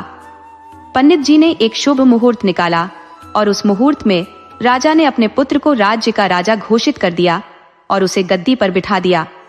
इसके बाद राजा और रानी एक जोड़ी कपड़ों में राज्य से निकलकर जंगलों में तपस्या करने चले गए। वे तपस्या में लीन हो गए और अंततः मृत्यु को प्राप्त हुए। मृत्यु उपरांत राजा पाताल लोक में फिर से निवास करने लगे। पाताल लोक में उन्हें पूरे सम्मान और गरिमा के साथ वहां का अधिपति घोषित किया गया। महारानी उनकी सहधर्मिणी बन गई। इस दौरान पृथ्वी लोक में पंडित जी अपनी पुत्री का विवाह करके संतुष्ट हो गए, परंतु वे राज दरबार में कभी नहीं गए। पंडित जी केवल अपनी पुत्री से मिलने महल में जाते थे। उन्होंने राज दरबार से कोई उपहार स्वीकार नहीं किया।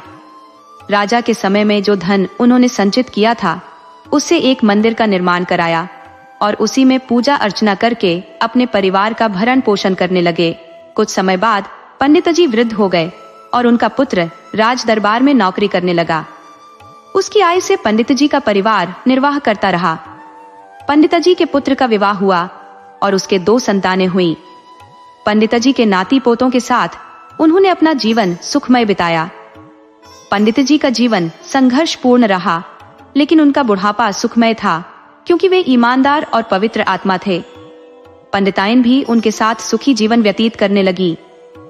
कुछ समय पश्चात पंडित और पंडिताइन पृथ्वी लोक के सुख भोग कर स्वर्ग को प्राप्त हुए।